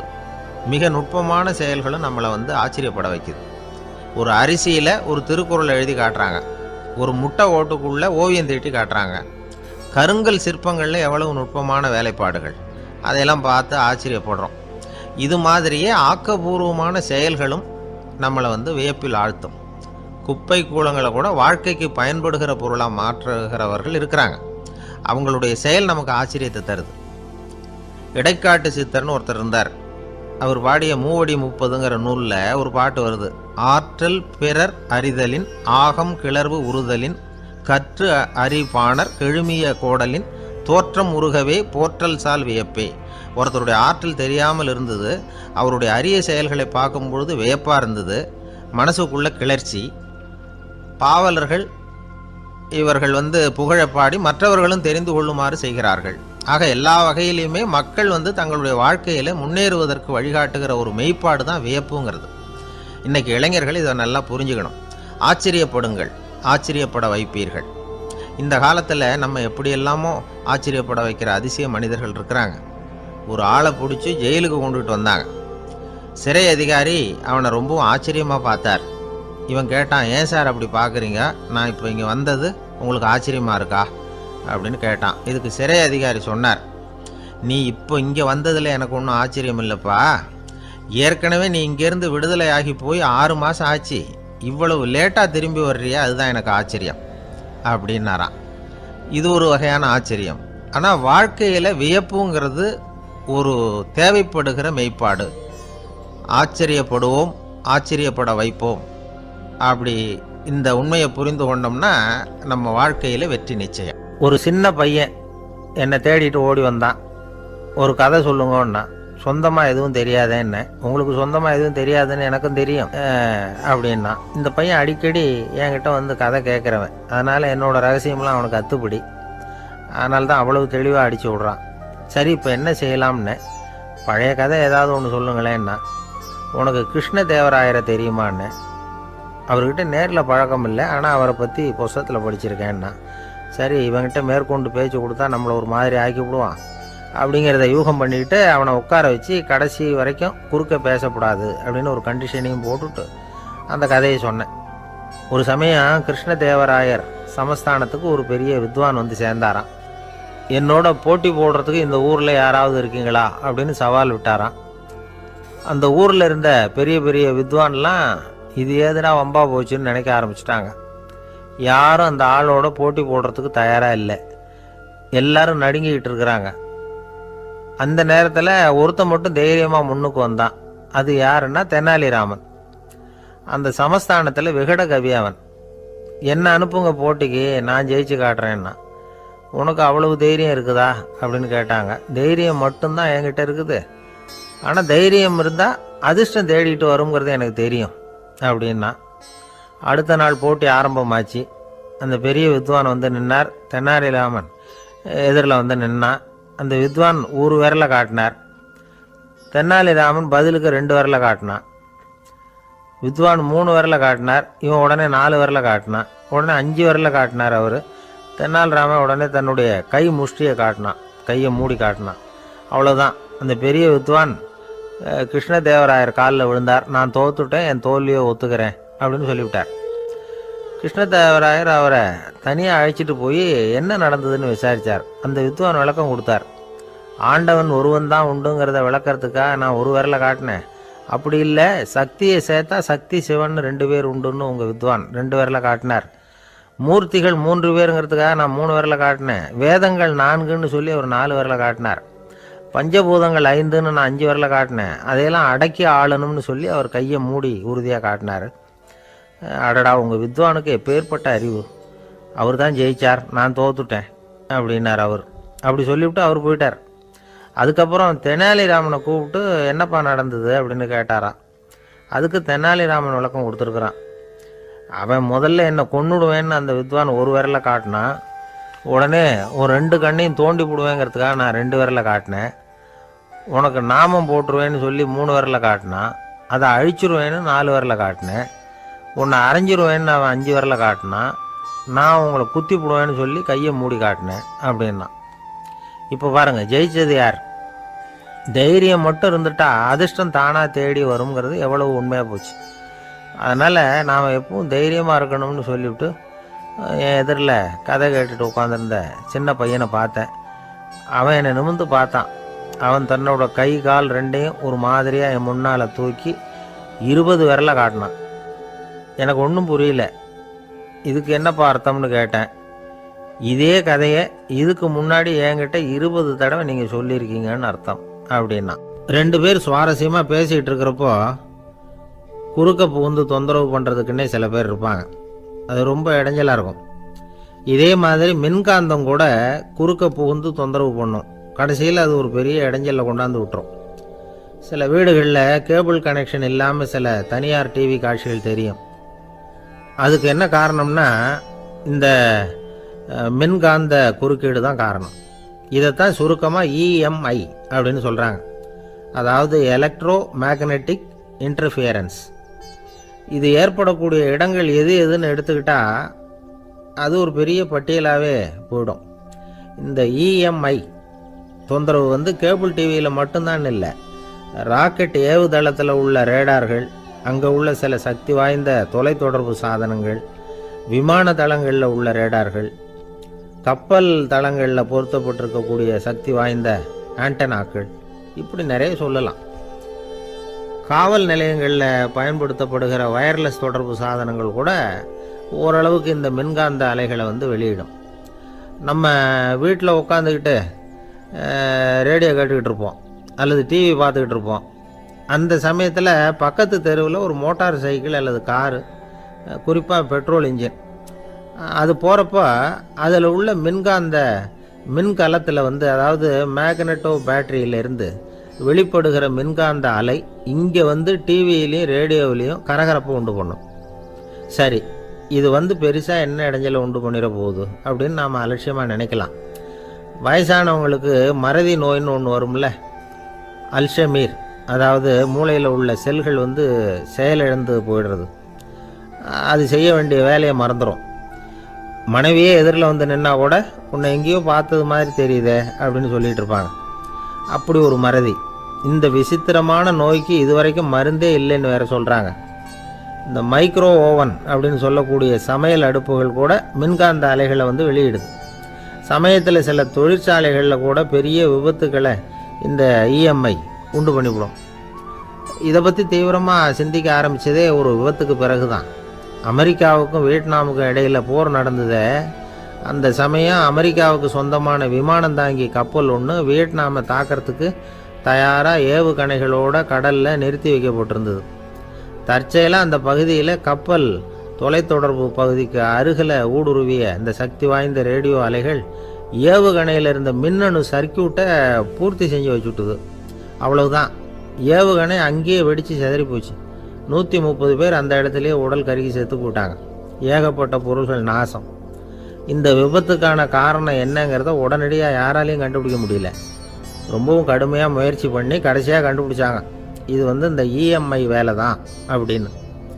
மின்னணு தொலைபேசிகள் இருக்கு, இதில் பேசும்பொழுது நம்ம காதை அதாவது செவியை ஊடுருவக்கூடிய மின்காந்த அலையானது மூளைக்கு போய் அங்கே மூளை கட்டிகளை உருவாக்க ஊக்கம் கொடுக்குது அப்படின்னு வேற கண்டுபிடிச்சிருக்கிறாங்க. இந்த இஎம்ஐ ரொம்ப குறைஞ்ச மின்காந்த அழுத்தத்தில் நமக்கு எந்த பாதிப்பையும் ஏற்படுத்துறதில்லை. மின்காந்த அலைகள் அழுத்தத்தோடு இருக்கிற இடங்களில் ரொம்ப நேரம் இருந்தோம்னா நம்ம உடம்பின் வெப்பநிலை 2 டிகிரி செல்சியஸ் வரைக்கும் அதிகரிக்குதான். அதனால் வெப்பநிலையை சீராக்கிறதுக்கு இதய துடிப்பும் அதிகரிக்குது. இப்படிலாம் கண்டுபிடிச்சிருக்கிறாங்க. இப்போல்லாம் இந்த மின்காந்த குறுக்கீடுகளை தடுக்கிறது எப்படி அப்படின்னு விஞ்ஞானிகள் யோசனை செய்ய ஆரம்பிச்சிருக்கிறாங்க. இந்த விஷயத்தில் அலட்சியமாக இருந்தோம்னா எதிர்காலத்தில் நிறைய பேருக்கு இந்த ஞாபக மறதி நோய் வந்துடும். அப்புறம் அது ரொம்ப கஷ்டமாக போயிடும். ஒரு குடும்ப தலைவர் தன் மனைவியை பார்த்து, யார் நீ, உன்னை எங்கேயோ பார்த்தது மாதிரி இருக்குதே அப்படின்னு சொல்லிகிட்டு இருந்தார். உடனடியாக அவரை போய் பார்த்தேன். வாங்க டாக்டர்கிட்ட போகலாம் அப்படின்னு. அவர் என்னை தனியாக அழைச்சிட்டு போய் காதோட காதாக மெதுவாக சொல்கிறார், இதை பார்ப்பா, என் கையில் பணம் இல்லாத போகலாம், அப்படி மறதி நோய் வந்துட்டது மாதிரி நடிச்சுக்கிட்டு இருப்பேன், அவ்வளவுதான், அதை நீ கண்டுக்காத அப்படின்னார். ஒருத்தர் வேகமாக நடந்து போகிறார். கடத்தெருவில் ஒரு ஸ்வீட்டு கடையை பார்க்குறார். உடனே சடன் பிரேக் போட்டது மாதிரி நிற்கிறார். ஒரு ஸ்வீட் வாங்கி சாப்பிட்லாமேன்னு மனசு சொல்லுது. டாக்டர் வேணாம்னு சொல்லியிருக்கிறார், உடம்புக்கு ஒத்துக்காது, அதனால் அது வேணாம்னு சொல்லுது அறிவு. இவர் மனசு சொல்கிறத கேட்கல, அறிவு சொல்கிறபடி கேட்குறார். அதனால் மறுபடியும் வேகமாக அங்கேருந்து நடந்து போயிடுறார். அவர் நல்ல மனுஷனுக்கு அறிவும் இருக்குது, உணர்ச்சியும் இருக்குது. எதுக்கு எடுத்தாலும் உணர்ச்சி வசப்பட்டுக்கிட்டு இருக்கக்கூடாது, அறிவு வசத்தில் நாம் இருக்கணும். அப்போ தான் நாம் நல்லபடியாக வாழ முடியும். இல்லைன்னா அவஸ்தை தான். மகாபாரதத்தில் சந்தனுன்னு சொல்லி ஒரு அரசன் வர்றான். அவன் ஒரு சமயம் அறிவு வசப்படாமல் உணர்ச்சி வசப்படுறான். அதாவது ஒரு நாள் கங்கை கரையில் ஒரு அழகான பொண்ணை பார்க்குறான். இவனுடைய மனசு அவகிட்ட போயிடுது. அவளை கல்யாணம் பண்ணிக்கிறதுக்கு ஆசைப்படுறான். அந்த பொண்ணு சரின்னு சம்மதிக்கிறா. ஆனால் ஒரு நிபந்தனை போடுறா. அந்த நிபந்தனைக்கு சம்மதம்னு சொன்னாதான் உன்னை கல்யாணம் பண்ணிக்குவேன்னு சொல்கிறா. சரி, அவள் போட்ட நிபந்தனை என்ன தெரியுமா? இது மாதிரி, நான் உங்கள் மனசு புண்படுற மாதிரி எந்த காரியம் பண்ணாலும் நீங்கள் என்ன ஏன்னு கேட்கக்கூடாது, நான் செய்கிற காரியத்தை தடுக்கவும் கூடாது. அப்படி நீங்கள் செஞ்சால் அடுத்த கணமே நான் உங்களை பிரிஞ்சு போயிடுவேன். இதுதான் அந்த பொண்ணு போட்ட நிபந்தனை. சந்தன அரசன் இந்த நிபந்தனையை ஒத்துக்கலாமா? இதை அறிவுபூர்வமாக யோசிச்சிருந்தா இதுக்கு கட்டுப்பட்டுருக்க மாட்டான். இந்த நிபந்தனைக்கு நான் சம்மதிக்க மாட்டேன்னு தான் சொல்லியிருக்கணும். ஆனால் அவன் அந்த நேரத்தில் உணர்ச்சி வசத்தில் இருந்தான். அதனால் நீ என்ன சொன்னாலும் சரின்னு ஒத்துக்கிட்டான். அவளை கல்யாணம் பண்ணிக்கிட்டான். இதனால் என்ன ஆச்சு?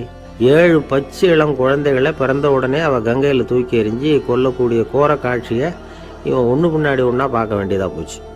கடைசியில் 8வது குழந்தை பிறந்ததுன்னு தான் அவனுடைய அறிவு மேலோங்குது. அந்த கொடிய செயலை தடுத்து நிறுத்துகிறான். அந்த 8வது குழந்தை தான் பின்னாடி பீஷ்மர் ஆகிறார். ஒரு பக்தி பிரசங்கத்தில் ஒரு பேச்சாளர் இந்த விஷயத்தை சொல்லிவிட்டு இன்னொரு விஷயமும் சொன்னார். அது என்னன்னா, சந்தனு மன்னன் அறிவுக்கும் உணர்ச்சிக்கும் நடுவில் அகப்பட்டு தவிச்சதுனால அவன் வம்சத்தில் வந்த கௌரவர்கள் உணர்ச்சி வசப்பட்டாங்க, பாண்டவர்கள் அறிவு வசப்பட்டாங்க அப்படின்னு சொன்னார்.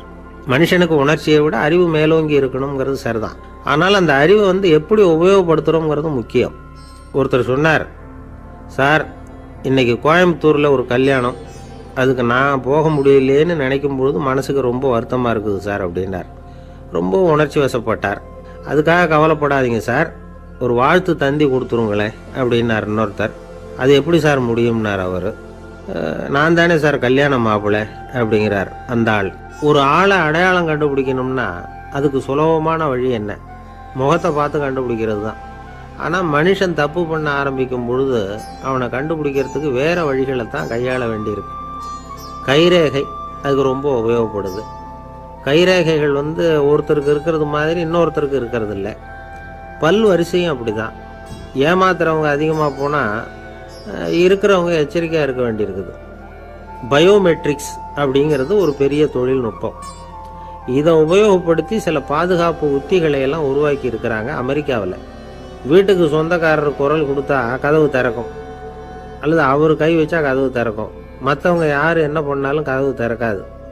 இது ஒரு முறை. அவரோட குரல் அல்லது கைரேகை ஒரு எலக்ட்ரானிக் சாதனத்தில் ஏற்கனவே பதிவு பண்ணப்பட்டிருக்கும். இவர் குரல் கொடுக்குறப்போ அல்லது கையை வைக்கிறப்போ அதை ஒப்பிட்டு பார்த்து சரியாக இருந்தால் கதவு திறக்கிறது மாதிரி ஒரு ஏற்பாடு. இதே மாதிரி ஒருத்தரோட விழித்திரையில் உள்ள இரத்த குழாய் அமைப்பு பாருங்கள், அது கூட ஒருத்தருக்கு இருக்கிறது மாதிரி இன்னொருத்தருக்கு இருக்கிறது இல்லை. அதனால் அதை வச்சு அடையாளம் கண்டுபிடிக்கக்கூடிய சாதனங்களும் இப்போ பழக்கத்துக்கு வந்தாச்சு. கைரேகையை ஒப்பிடுற சாதனத்தை விட விழித்திரை இரத்த குழாய் அமைப்பை அடையாளம் காணுற சாதனம் இருக்குது பாருங்கள், இது ரொம்ப நுட்பமானது. இது நம்பத்தகுந்தது.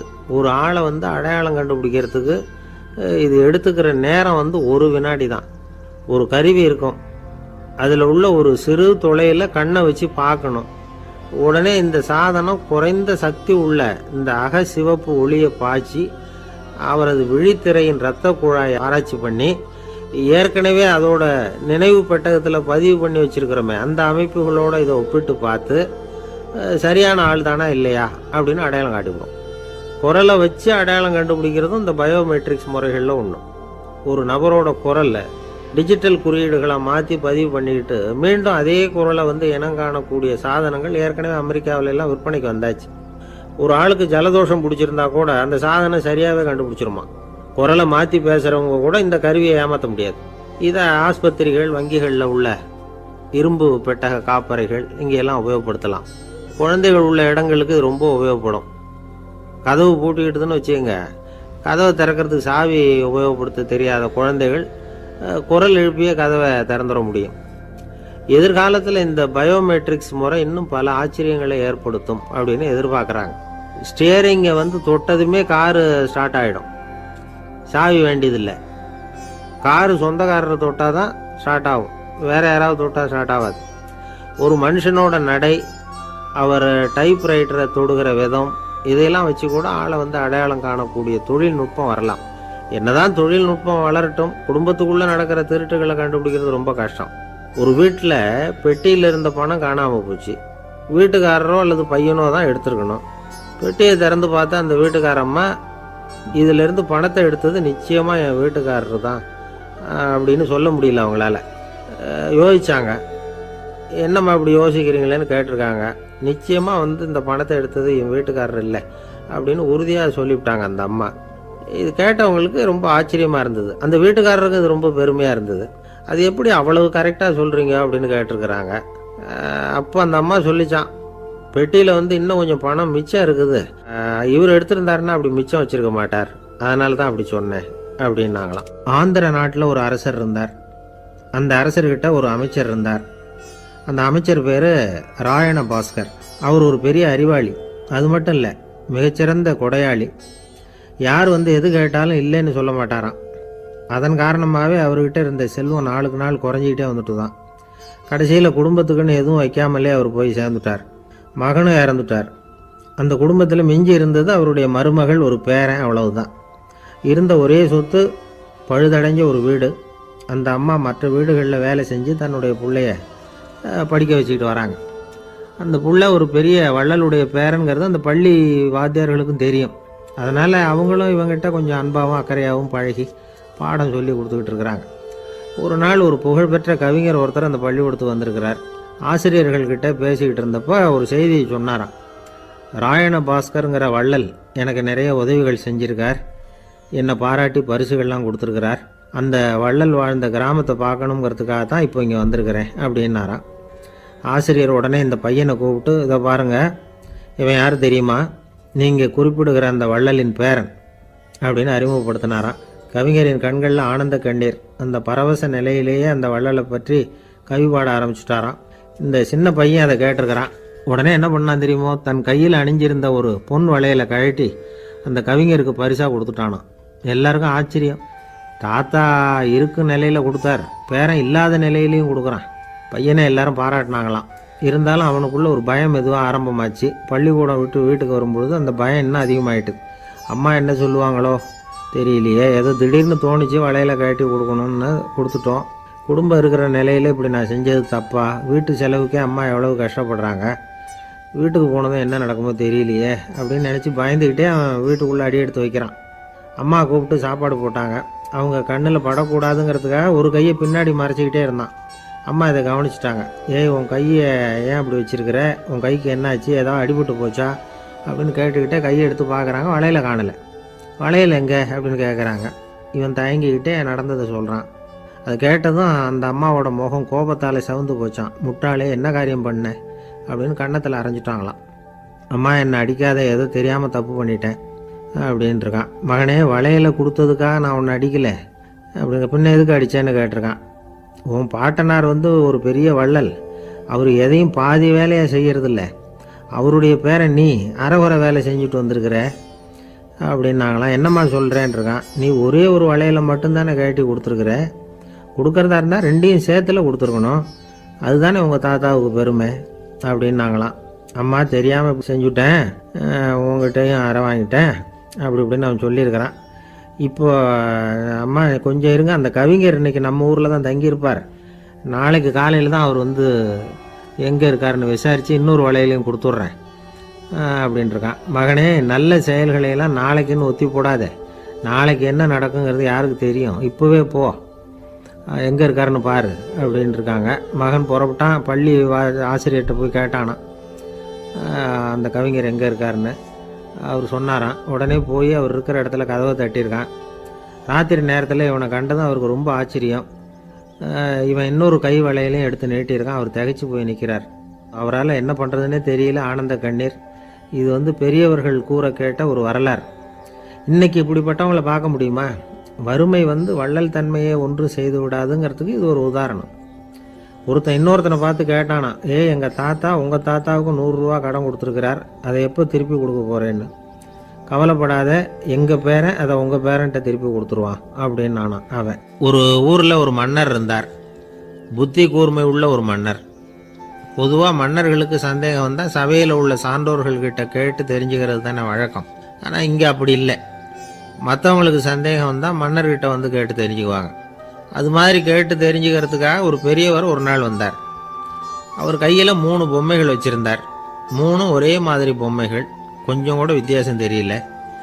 ஏது இந்த பொம்மைன்னு கேட்டார் மன்னர். எனக்கு வேண்டியப்பட்ட ஒருத்தங்கிட்ட இருந்து இதை வாங்கிட்டு வந்திருக்கிறேன், நான் தான் அவங்ககிட்ட இந்த பொம்மையை செஞ்சு கொடுக்க முடியா கேட்டுக்கிட்டேன். அவன் ரொம்ப புத்திசாலி, அவன் தான் இதை செஞ்சு கொடுத்தான், ஆனால் அதில் ஒரு சிக்கல் அப்படின்னார்.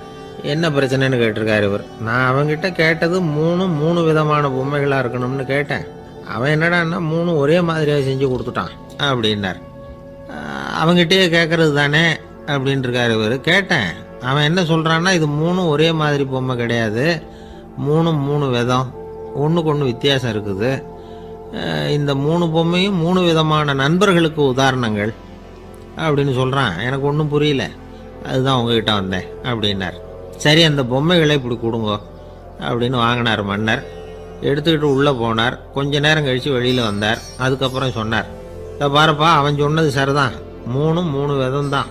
இது இருக்குதே முதல் பொம்மை, இது உத்தமமான நண்பனுக்கு உதாரணம். இந்த 2வது பொம்மை இது மத்தியமமான நண்பனுக்கு உதாரணம்.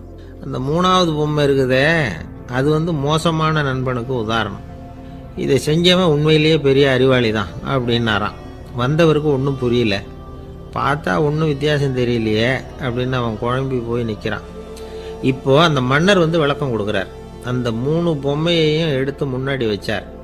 ஒரு மெல்லிய கம்பியை கையில் எடுத்தார். அந்த முதல் பொம்மை காதில் விட்டார்.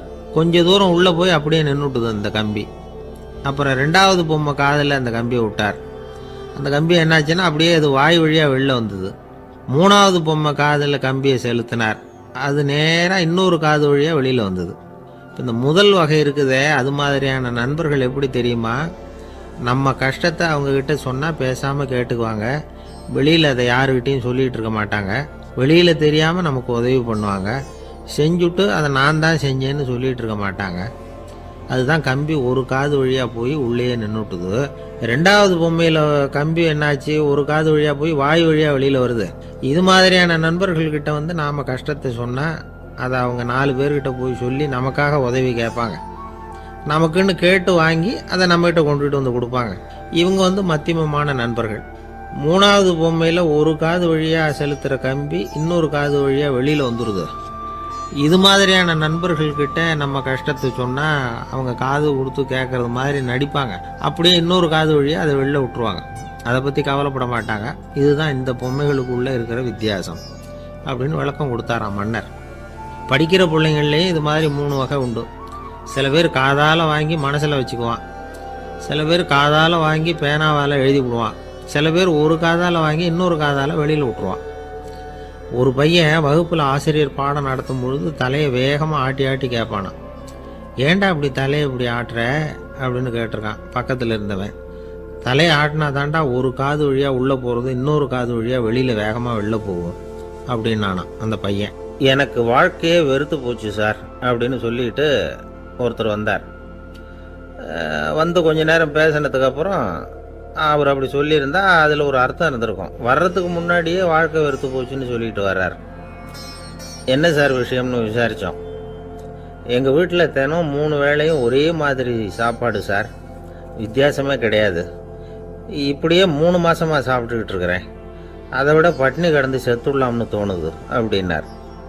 ஒரு பெரியவர் சொன்ன தத்துவத்தை சொல்கிறதுக்கு ஆள் கிடைக்காம தவிச்சுக்கிட்டு இருந்தோம். இப்போ ஒருத்தர் கிடைச்சிட்டார். விட்டுலாமா? உடனே அவரை உட்கார வச்சு சொல்ல ஆரம்பிச்சிட்டோம். அதாவது நாம் அனுபவிக்கிற உணர்வுகளில் களிப்பு, மகிழ்வு, ஆனந்தம், இது 3க்கும் ஒன்றுக்கு ஒன்று வித்தியாசம் உண்டு. மேம்போக்காக பார்க்குறதுக்கு இது 3 ஒன்று மாதிரி தோணும். ஆனால் அது அப்படி இல்லை.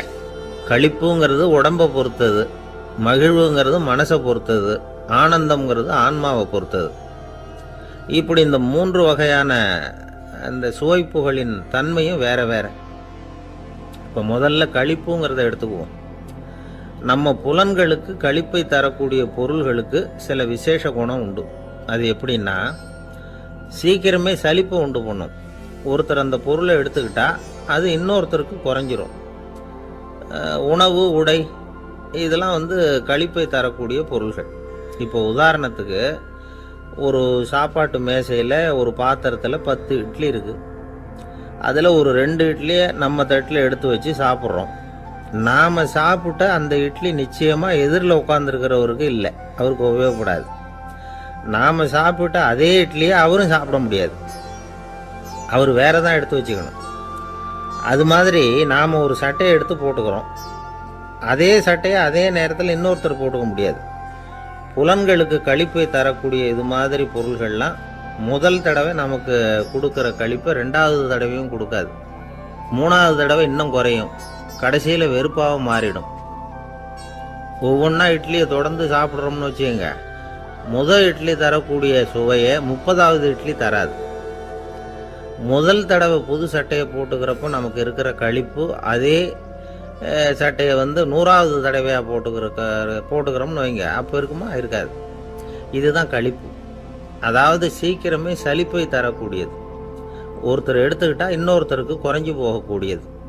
ஆனால் மகிழ்ச்சிங்கிறது அப்படி இல்லை. ஒருத்தர் அனுபவிக்கிறதுனால இன்னொருத்தருக்கு குறைஞ்சி போகாது. இப்போ காலையில் சூரியன் உதயம் ஆகிறத பார்த்து சந்தோஷப்படுறோம், அதையே இன்னொருத்தரும் பார்த்து சந்தோஷப்படலாம். ஒரு நல்ல சங்கீதத்தை கேட்குறோம், ஒரு அழகான ஓவியத்தை ரசிக்கிறோம், நீங்கள் ரசிக்கிற அதே நேரத்தில் இன்னொருத்தரும் அதை ரசிக்கலாம். அதனால் அது குறைஞ்சி போக போகிறதில்ல. இது மகிழ்வு. ஆனால் ஒன்று, ஒரே பாடலை திரும்ப திரும்ப கேட்டுக்கிட்டு இருந்தால் கடைசியில் அலுப்பு தட்டும். அதாவது மகிழ்வுங்கிறது எப்படின்னா, மற்றவங்களோட பகிர்ந்து கொள்றதுனால குறையாது. ஆனால் ஒரே பொருள் மீண்டும் மீண்டும் அனுபவிப்ப தர்றப்போ முதல்ல மகிழ்வு அதிகரித்து அதுக்கப்புறம் அது மங்கி மறைஞ்சு போயிடும். இதுதான் அந்த மகிழ்வுங்கிறதுக்கு இலக்கணம். சரி, இப்போ மூணாவதாக சுகம் தரக்கூடிய ஆனந்தம்ங்கிறது எப்படின்னா, இது நமக்கு உள்ளே இருந்து சுரக்கிறது. மனசு சலனங்கள்லேருந்து விடுபடுறப்போ இந்த ஆனந்தம் நமக்கு கிடைக்கும். இது நிலையான சுகம், ஆத்ம சுகம். களிப்பிலிருந்து மகிழ்வுக்கும் மகிழ்விலிருந்து ஆனந்தத்துக்கும் செல்றது தான் மனிதன் நடத்த வேண்டிய முக்கியமான பயணம். இவ்வளவு விஷயத்தையும் கேட்டுட்டு இந்த காலத்து பையன் ஒருத்தன் வந்தான். சார், இப்போ நீங்கள் ஒரு சாப்பாட்டு மேசையில் ஒரு 10 இட்லி வைக்கிறீங்க, என்னை உட்கார வைங்க, எதிரில் இன்னொருத்தனை உட்கார வைங்க, நான் களிப்பு மகிழ்வுலாம் தாண்டி நேரடியாக ஆனந்தத்துக்கு பயணம் பண்ணி காட்டுறேன் அப்படின்னா. ஒன்றும் புரியல அவன் சொன்னது. அது எப்படி, என்ன பண்ணுவ நீ அப்படின்னு சொல்லி கேட்டோம் ஆச்சரியமா. 2 இட்லி சாப்பிட்டா தானே சார் களிப்பு, நான் 10 இட்லியும் மொத்தமாக சாப்பிட்ருவேன், அடுத்தவனுக்கு எதுவும் கிடைக்காது, அவனுக்கு கிடைக்காதபடி நாமே சாப்பிட்டுடுறோம்ல, அதுதானே நமக்கு ஆனந்தம் அப்படின்னு அதுக்கு ஒரு விளக்கம் சொல்கிறான். ஒரு கணவன் மனைவி, எப்போ பார்த்தாலும் அவங்க 2 பேருக்கும் இடையில சண்டை வந்துக்கிட்டே இருந்தது. இதில் என்ன ஆச்சரியங்கிறீங்களா? நான் அதுக்காக சொல்ல வரல, இது வேற விஷயம். அதாவது சண்டை போடாமல் இருக்கிறதுக்கு வழி சொல்கிற தகவல் இது. நான் சொன்ன அந்த கணவன் மனைவி எப்படின்னா, கணவன் ஒரு வார்த்தை சொன்னால் மனைவி கிட்டேருந்து 2 வார்த்தை பதிலாக வரும், இதுக்கு கணவன் கிட்டேருந்து 4 வார்த்தை பதிலாக வரும். இப்படி வார்த்தைகள் பெருகி போய் கடைசியில் வம்புல முடியும். அந்த அம்மா பொறுத்து பார்த்தாங்க, அவங்களால தாக்கு பிடிக்க முடியல. பக்கத்து வீட்லேயும் ஒரு கணவன் மனைவி இருந்தாங்க, அவங்களுக்குள்ள சண்டை வர்றதில்லை. அது எப்படி அவங்களால மட்டும் சண்டை போடாமல் இருக்க முடியுது அப்படின்னு இந்த அம்மாவுக்கு ஆச்சரியம். ஒரு நாள் நேராக பக்கத்து வீட்டு அம்மாக்கிட்டே போய், ஏம்மா, நீங்கள் எப்படி கணவனும் மனைவியும் சண்டை போட்டுக்காமல் இருக்கிறீங்க, அது எப்படி முடியுது உங்களால் அப்படின்னு கேட்டாங்க. அதுக்குன்னு ஒரு மருந்து இருக்குது, அதை சாப்பிட்டா சண்டை வராது அப்படின்னாங்க அவங்க. சரிங்க, அந்த மருந்தை அவர் சாப்பிட மாட்டேன்னு சொல்லிட்டா என்ன பண்ணுறது அப்படின்னு கேட்டிருக்கிறாங்க இவங்க. அந்த மருந்து அவருக்கு இல்லைம்மா, உனக்கு தான் அப்படின்னாங்களாம் அவங்க. அப்படியா, அப்படின்னா கொடுங்க, ரொம்ப நல்லதாக போச்சு, அதை எப்படி சாப்பிட்றதுங்கிற விவரத்தையும் சொல்லுங்கள், எங்கே அது கிடைக்குங்கிறதையும் சொல்லுங்கள், வாங்கிக்கிறேன் அப்படின்னு கேட்டாங்களாம் இவங்க. வேறு எங்கேயும் போய் வாங்க வேண்டாம், என்கிட்டே இருக்க அந்த மருந்து, அதில் கொஞ்சம் தர்றேன், வாங்கி வச்சுக்க. உன் வீட்டுக்காரர் உன்னோட சண்டையை ஆரம்பிக்கிறப்போலாம் நீ இந்த மருந்தில் 1 ounce வாயில் ஊற்றிக்கணும். அதை உடனே குடிச்சிடக்கூடாது, ஒரு 5 நிமிஷமாவது அது வாயில் இருக்கணும், அதுக்கப்புறம் குடிச்சிடலாம் அப்படின்னு சொல்லி ஒரு பாட்டில் மருந்தை இந்த அம்மாக்கிட்ட கொடுத்து அனுப்புனாங்களாம். மருந்தை எடுத்துக்கிட்டு இந்த அம்மா வீட்டுக்கு வந்திருக்கிறாங்க. வீடு பூட்டி இருந்ததுனால கணவன் வாசல்லையே காத்துட்ருக்கிறான். மனைவியை கண்டதும் சண்டை போட ஆரம்பிச்சிட்டான். வீட்டை பூட்டிவிட்டு எங்கே போய் தொலைஞ்ச, எவ்வளோ நேரமாக ஒரு மனுஷன் வாசல்லையே காத்துட்டு கிடக்கிறது, அப்படி இப்படின்னு கத்த ஆரம்பிச்சிட்டான். மனைவி இதுக்கு பதிலே சொல்லலை. அந்த அம்மா பேசாமல் வீட்டை திறந்தாங்க, சமையல் அறைக்குள்ளே போனாங்க, 1 ounce மருந்தை வாயில் ஊற்றிக்கிட்டாங்க. அன்னைக்கு சண்டை மேற்கொண்டு வளரவே இல்லை, நின்றுட்டுது. மருந்து பரவாயில்லை. அதுக்கப்புறம் பல சந்தர்ப்பங்களில் சண்டை வரும் போல் இருக்கிறப்போலாம் இந்த மருந்து அதை நிறுத்தியிருக்கு. பிரமாதமான மருந்தாக இருக்குது இதை கொஞ்சம் அதிகமாகவே வாங்கி வீட்டில் வச்சுக்க வேண்டியது தான் அப்படின்னு முடிவு பண்ணிட்டு இந்த அம்மா மறுபடியும் பக்கத்து வீட்டு அம்மாக்கிட்ட போனாங்க. எவ்வளவு விலையானாலும் சரி, நான் காசு கொடுத்து வாங்கி வச்சுக்கிறேன், எந்த கடையில் இருக்குது இந்த மருந்து சொல்லுங்க அப்படின்னு கேட்டாங்க. இந்த மருந்துக்கு விலையே கிடையாதுங்க, இலவசமாகவே கிடைக்கும்னாங்களாம் அவங்க. அது எப்படி விலை இல்லாமல் இதை விற்க முடியுது அப்படின்னு கேட்டாங்களாம் இவங்க. அது மருந்தாக இருந்தால் தானே விலை வைக்கிறதுக்கு, அது வெறும் தண்ணி தானே அப்படின்னாங்களாம். வெறும் தண்ணியாக சண்டையை நிறுத்துது அப்படின்ட்டு இருக்காங்க இவங்க. அது சண்டையை நிறுத்தலை, உன்னோட மௌனம் தான் சண்டையை நிறுத்துது. நீ வாயில் தண்ணியை வச்சுக்கிறதுனால எதிர்த்து பேசுறதில்ல, அதனால் உன்னுடைய கணவர் கோபம் சாந்தமாயிடுது அப்படின்னாங்களாம் அவங்க. இந்த கதையிலேருந்து சண்டையை நிறுத்துற மருந்து எதுன்னு தெரிஞ்சுக்கிட்டோம் இல்லையா. ஒருத்தர் என்ன பண்ணார், பாட்டிலில் வந்து தண்ணியை ஊற்றி வச்சுக்கிட்டு அவர்கிட்ட வர்றவங்களுக்கெல்லாம் இதை சிபாரிசு பண்ணலாம்னு நினச்சிக்கிட்டு உட்காந்துருந்தார். ஒரு அம்மா வந்தாங்க. இதை கேட்டுவிட்டு இதையே ஒரு மருந்து மாதிரி கொடுக்கலாம்ங்கிறது அவர் முடிவு. அதனால் பாட்டிலில் தண்ணி அடைச்சி வச்சுக்கிட்டு அதில் கலருக்காக என்னத்தையோ ஒரு ஜீரகம் அது மாதிரி எதையாவது கலந்து வச்சுக்கிட்டு ஒரு மருந்து மாதிரி ஒரு பாவனையில் வச்சுக்கிட்டு உட்காந்துருக்கார். யாராவது வீட்டில் சண்டைன்னா என்கிட்ட வாங்க மருந்து தரேன்னு. ஒரு அம்மா வந்தாங்க. எனக்கும் என் வீட்டுக்காரருக்கும் அடிக்கடி சண்டை வருதுங்க அப்படின்ட்டு இருக்காங்க. கவலைப்படாதம்மா, நான் ஒரு மருந்து தரேன்னு சொல்லி வீட்டுக்குள்ளே போய் ஒரு பாட்டில் எடுத்து வந்து கொடுத்தார். பாட்டிலில் இருக்கிறது என்னங்கிறத சொல்லிவிட்டு அது பேரில் மரியாதை வராது இல்லையா, அதனால் சொல்லலை. அந்த அம்மா வாங்கிட்டு போனாங்க. 4 நாள் கழித்து திரும்பி வந்தாங்க. என்னம்மா வீட்டில் சண்டை நின்று போச்சான்னு கேட்டிருக்காரு இவர். அங்கே நின்று போச்சுங்க, இப்போ உங்ககிட்ட ஆரம்பமாக போகுதுன்னாங்களாம். என்னம்மா அப்படின்ட்டுருக்காரு இவர் பயந்து போய். பின்ன என்னங்க, நீங்கள் என்ன மருந்து கொடுத்துருக்குறீங்க என்னங்க அப்படின்னாங்களாம் கோவமாக. அது வெறும் தண்ணி தானே அப்படின்ட்டுருக்காரு இவர். தண்ணியா இது, நல்லா பாருங்கள் அப்படின்னு அந்த பாட்டில் நீட்டினாங்களாம். இவர் வாங்கி பார்த்துருக்கார். அப்புறம் தான் விஷயம் புரியுது அவருக்கு. இவர் கை தவறுதலாக அவங்க வீட்டில் இருந்த மண்ணெண்ணெய் பாட்டில் எடுத்து அவர்கிட்ட கொடுத்துருக்குறாங்க. அப்புறம் என்ன ஆகும், சண்டை வராமல். வாங்க மாட்டேங்கிறான் சார் அப்படின்னு சொல்கிறது உண்டு. அது எப்படி காதில் வாங்கிக்காமல் இருக்க முடியும்? காதுங்கிறது எப்பவும் திறந்தே இருக்கக்கூடிய ஒன்று தானே. சில பேர் பேசிக்கிட்டே இருப்பாங்க, நாமும் கேட்டுக்கிட்டே தான் இருப்போம். அவர் என்ன சொன்னார் திருப்பி சொல்லு அப்படின்னு சொன்னால் சொல்ல தெரியாது. காது சரியாக கேட்டாலும் நாம் பேசுகிறத மற்றவங்க சரியாக கேட்குறாங்களா அப்படிங்கிறது சந்தேகம்தான். இந்த சந்தர்ப்பத்தில் ஒரு உண்மையை நாம் புரிஞ்சுக்கணும். அதாவது என்னென்னா, கேட்பதுங்கிறது வேற, கவனிக்கிறதுங்கிறது வேற. அதாவது கேட்கறதுன்னா அது ஹியரிங், கவனிக்கிறது அப்படின்னா அது லிசனிங். கேட்கறதுங்கிறது தன்னிச்சையாக நடக்கக்கூடிய ஒரு செயல். இப்போது ஒரு சாலையில் நடந்து போயிட்டுருக்குறோம். எவ்வளவோ சத்தம் நம்ம காதில் வந்து விழுந்துக்கிட்டு இருக்கு. கார் போகிற சத்தம் கேட்குது, பறவை ஒரு மரத்துலேருந்து கத்துது, அந்த சத்தம் கேட்குது. இப்படி நிறையா வந்து காதில் விழுந்துக்கிட்டு இருக்கு. ஆனால் கவனிக்கிறதுங்கிறது எப்படின்னா, நம்ம முழு மனசை செலுத்தி உன்னிப்பாக கேட்கறது. எத்தனையோ சத்தத்துக்கு நடுவில் தன்னுடைய குழந்தை அழற சத்தத்தை தாய் தெரிஞ்சிக்க முடியுது இல்லையா, அது மாதிரி. விவரம் தெரிஞ்சவங்கலாம் என்ன சொல்கிறாங்கன்னா, கவனித்தல் அதாவது லிசனிங் அப்படிங்கிற செயலில் 3 அம்சங்கள் இருக்கிறதாக சொல்கிறாங்க. அது என்ன 3 அம்சங்கள் அப்படின்னா, முதல்ல காதால் கேட்கறது, இது முதல் அம்சம். ரெண்டாவது என்னென்னா கேட்டதை புரிஞ்சுக்கிறது. மூணாவது என்னென்னா என்ன புரிஞ்சுக்கிட்டோங்கிறத தெரிவிக்கிறது, ஃபீட்பேக் அப்படின்னு சொல்கிற மாதிரி. ஒரு ஆசிரியர் வகுப்பில் பாடம் நடத்திக்கிட்டு இருக்கிறார். வெறுமனே கேட்குற குழந்தை ஒரு காதால் வாங்கி இன்னொரு காதால் விட்டுடும். அதாவது கேட்குற குழந்தை அப்படி செய்யும். ஆனால் கவனிக்கிற குழந்தை கேட்டதை புரிஞ்சுக்கும். என்ன புரிஞ்சுக்கிட்டேன்னு கேட்டால் பதில் சொல்லும். இதுதான் கேட்குறதுக்கும் கவனிக்கிறதுக்கும் உள்ள வித்தியாசம். ஒரு புள்ளி விவர கணக்கு என்ன சொல்லுது தெரியுமா? ஒரு மனிதன் எழுதுறது மூலமாக 6% அறிவை பெருக்கிக்கிறானா. எழுதுறது மூலமாக. படிக்கிறது மூலமாக 19% அறிவை பெருக்கிக்கிறானா. பேசுறது மூலமாக 30% அறிவை பெருக்கி கொள்ளுகிறான் அப்படின்னு சொல்கிறாங்க. ஆனால் பாருங்கள், கவனிக்கிறது மூலமாக 45% அறிவை பெருக்கி கொள்ளுகிறான் அப்படிங்கிறது புள்ளி விவரம். அதனால் வந்து கற்றலின் கேட்டல் நன்று அப்படின்னு சொல்கிறாங்க இல்லையா, அது இதுதான். அதனால் கவனிக்கிறது மூலமாக அதிக அறிவை நாம் வந்து பெருக்கி கொள்ள முடியும். கேள்வி ஞானம்தான் ரொம்ப சிறந்தது அப்படிங்கிறார் வள்ளுவர். அதாவது கவனித்து கேட்கணும், அதுதான் முக்கியம். மற்றவங்க சொல்கிறத நல்லா கவனிக்க முடியாதபடிக்கு நாமே சில தடைகளை ஏற்படுத்திக்கிறோம். அல்லது நம்ம அறியாமலே அப்படி ஒரு தடை உண்டாயிடுது. அந்த தடைகளை தாண்டணும் அல்லது தகர்த்து எறியணும் அப்படிங்கிறது பெரியவர்கள் சொல்லுகிற யோசனை. அது என்ன தடைகள் அப்படின்னா, நமக்கு தெரியாத இவர் என்ன சொல்லிட போகிறார் அப்படிங்கிற நினப்பு, இது ஒரு தடை. சொல்லி முடிக்கிறதுக்கு முன்னாடியே குறுக்க பேசுறது, மனசு அங்கேயும் இங்கேயும் அலையிறது, இதெல்லாம் தான் தடைகள். ஆசிரியர் பாடம் நடத்துகிறார் அப்படின்னா மாணவர்கள் அக்கறையாக கவனிக்கணும். அப்போ தான் பரீட்சையில் பாஸ் ஆக முடியும். வீட்டுக்குள்ள கணவன் சொல்கிறத மனைவி கவனித்து கேட்கணும், மனைவி சொல்கிறத கணவன் கவனித்து கேட்கணும், இல்லைன்னா குழப்பமாயிடும். ஒரு அம்மா கோயிலுக்கு போனாங்க. சேலையில் ஒரு முடிச்சு போட்டிருந்தாங்க. எதுக்கு சேலையில் முடிச்சு போட்டு வச்சுருக்குறீங்க அப்படின்னு கேட்டாங்க.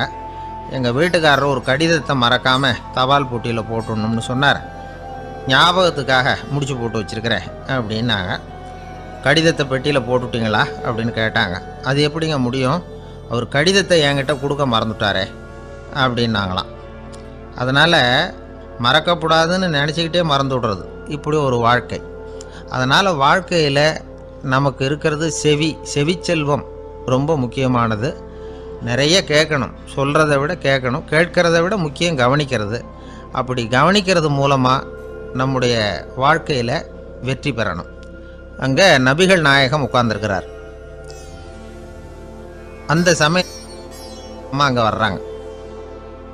அவங்க கையில் திராட்சை பழ கொத்து அதை கொண்டுக்கிட்டு வந்து நபிகள்கிட்ட கொடுக்குறாங்க. சாப்பிடுங்க அப்படின்னு சொல்லி ரொம்ப அன்பாக வேண்டிக்கிறாங்க. நபிகள் நாயகமும் ரொம்ப பிரியமாக அதை வாங்கிக்கிட்டார். அதுக்கப்புறம் அதை சாப்பிட ஆரம்பித்தார். நபிகள் நாயகம் மதீனாவில் தங்கியிருந்தப்போ இது மாதிரி நிறைய பேர் பழங்களையும் தின்பண்டங்களையும் கொண்டுகிட்டு வந்து கொடுக்கறது வழக்கம். நபிகள் நாயகம் என்ன பண்ணுவார்னா அதையெல்லாம் வாங்குவார். உடனே பக்கத்தில் இருக்கிற தோழர்கள் எல்லாருக்கும் பகிர்ந்து கொடுப்பார், தானும் சாப்பிடுவார். இதுதான் எப்போதும் வழக்கம். ஆனால் இந்த தடவை என்னாச்சு தெரியுமா, அவர் அப்படி பண்ணலை. ஒவ்வொரு பழமாக எடுத்து தானே சாப்பிட்டுக்கிட்டு இருக்கிறார். அவர் விருப்பமாக சாப்பிடுகிற காட்சியை ஆசை தீர பார்த்துக்கிட்டு இருந்தாங்க அந்த வயசான அம்மா, அந்த பழத்தை கொடுத்தவங்க. அவங்களுக்கு ரொம்ப மகிழ்ச்சியாக இருந்தது, மன நிறைவாக இருந்தது. நாம் ஆசையாக கொண்டுகிட்டு வந்து கொடுக்குற பழத்தை நபிகள் நாயகம் இவ்வளோ பிரியமாக சாப்பிட்றாரே அப்படின்னு நினச்சி ரொம்ப சந்தோஷப்பட்டாங்க. அதுக்கப்புறம் அங்கேருந்து அவங்க புறப்பட்டு போயிட்டாங்க. அந்த அம்மா போனதுக்கப்புறம் பக்கத்தில் இருந்த தோழர்கள் பேச ஆரம்பித்தாங்க. ஏன்னா அவங்களுக்கு சந்தேகம், இன்றைக்கி வித்தியாசமாக நடந்துக்கிட்டாரே அப்படின்னு. அண்ணலே, எது உங்களுக்கு வந்தாலும் எங்கள் எல்லாருக்கும் கொடுத்துட்டு தான் நீங்கள் சாப்பிடுவீங்க. இன்றைக்கி மட்டும் நீங்கள் அப்படி செய்யலையே, எல்லா பழத்தையும் நீங்களே சாப்பிட்டீங்களே, அதுக்கு என்ன காரணம் அப்படின்னு கேட்டாங்க. இப்படி கேட்குறதுனால நாயகம் அதை தப்பாக புரிஞ்சிக்க மாட்டார் அப்படிங்கிறது அவங்களுக்கு தெரியும். யாரும் எதையும் அவர்கிட்ட கேட்கலாம், அப்படி கேட்குறதுக்கு உரிமை உண்டு. இந்த ஜனநாயக முறைகளுக்கு அவர்கள் கொடுத்த மரியாதை இது. தோழர்களின் கேள்விக்கு நபிகள் பதில் சொல்ல ஆரம்பித்தார். நண்பர்களே, அந்த அம்மா ரொம்ப பிரியமாக அந்த பழங்களை என்கிட்ட கொண்டுகிட்டு வந்து கொடுத்தாங்க. முதல்ல ஒரு பழத்தை எடுத்து வாயில் போட்டு பார்த்தேன். அது ரொம்ப புளிப்பாக இருந்தது, சாப்பிட்றது ரொம்ப கஷ்டம். உங்ககிட்ட யாருக்காவது அதை கொடுத்துருந்தா அதில் வாயில் போட்டதும் புளிப்பு தாங்காமல் முகம் சுழிச்சிருப்பீங்க. அதை அந்த அம்மா பார்த்துட்டாங்கன்னா வருத்தப்பட்டிருப்பாங்க. ஆசையாக கொண்டுகிட்டு வந்து நமக்கு கொடுத்துருக்குறாங்க. அவங்க அன்பான மனசை நோகடிக்கிறதுக்கு நான் விருப்பப்படலை. அதனால் முகம் சுளிக்காமல் சாப்பிட்ணுமேங்கிறதுக்காகத்தான் அந்த பழங்கள் பூராவே நானே சாப்பிட்டுட்டேன் அப்படின்னு புன்முறுவலோடு பதில் சொன்னாராம் நபிகள் நாயகம். இன்னொருத்தர் மனசு புண்படக்கூடாதுங்கிறதுக்காக புளிப்பையும் இனிப்பாக ஏற்றுக்கொள்ளுகிற பண்பாடு இருக்குது பாருங்கள், அது ஒரு பெரிய நாகரிகம். அது எல்லாருக்கும் சுலபமாக வந்துடாது. நல்லா இருக்கிற பழத்தையே என்ன இவ்வளவு மோசமாக இருக்கேன்னு சொல்லுகிறவர்கள் தான் நம்மக்கிட்ட அதிகம். இந்த காலத்தில் இல்வாழ்க்கையில் இந்த நாகரிகத்தை சில பேர் கடைப்பிடிக்கிறது உண்டு. நல்லா இருக்கோ இல்லையோ முகம் சுளிக்காமல் சாப்பிட்ருவாங்க. ஏன்னு கேட்டால், எதுக்காக சார் வீண் வம்பு, ஏதோ நமக்குன்னு கொடுத்து வச்சது அவ்வளவுதான் அப்படின்னு நினச்சிக்கிட்டு போக வேண்டியது தானே அப்படிம்பாங்க. இவங்கெல்லாம் கூட ஒரு விதத்தில் பண்பாடு தெரிஞ்சவர்கள் தான். இப்போ ஒரு ஆள் ஊரெலாம் சுற்றி விட்டு கடைசியில் அழுத்து போய் ஒரு ஹோட்டலுக்குள்ளே நுழைஞ்சானான். ரொம்ப களைப்பாக இருந்தது அவனுக்கு. அதனால் ரொம்ப களைப்படைஞ்சு போய் ஒரு நாற்காலியில் போய் உட்காந்துருக்கிறான். இவனை பார்த்ததும் சர்வர் ஓடி வந்தார். சார் உங்களுக்கு என்ன வேணும்னு கேட்டார். எனக்கு தேவை 2 தோசையும் கொஞ்சம் அன்பான வார்த்தைகளும் அப்படின்னா. சர்வர் உள்ளே போனார், 2 தோசையை கொண்டாந்து வச்சார்.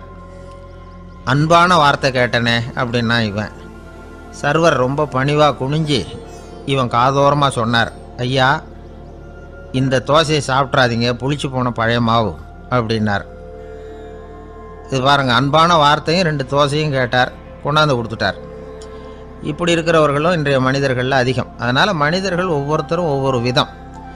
நம்மக்கிட்ட பிரியமாக நடந்துகிறவர்கள் மனம் கோணும்படி நாம் நடந்து கொள்ளக்கூடாது அப்படிங்கிறது தான் நபிகள் நாயகம் அவருடைய செயல் மூலமாக நமக்கு உணர்த்தி இருக்கிற வாழ்வியல் உண்மை.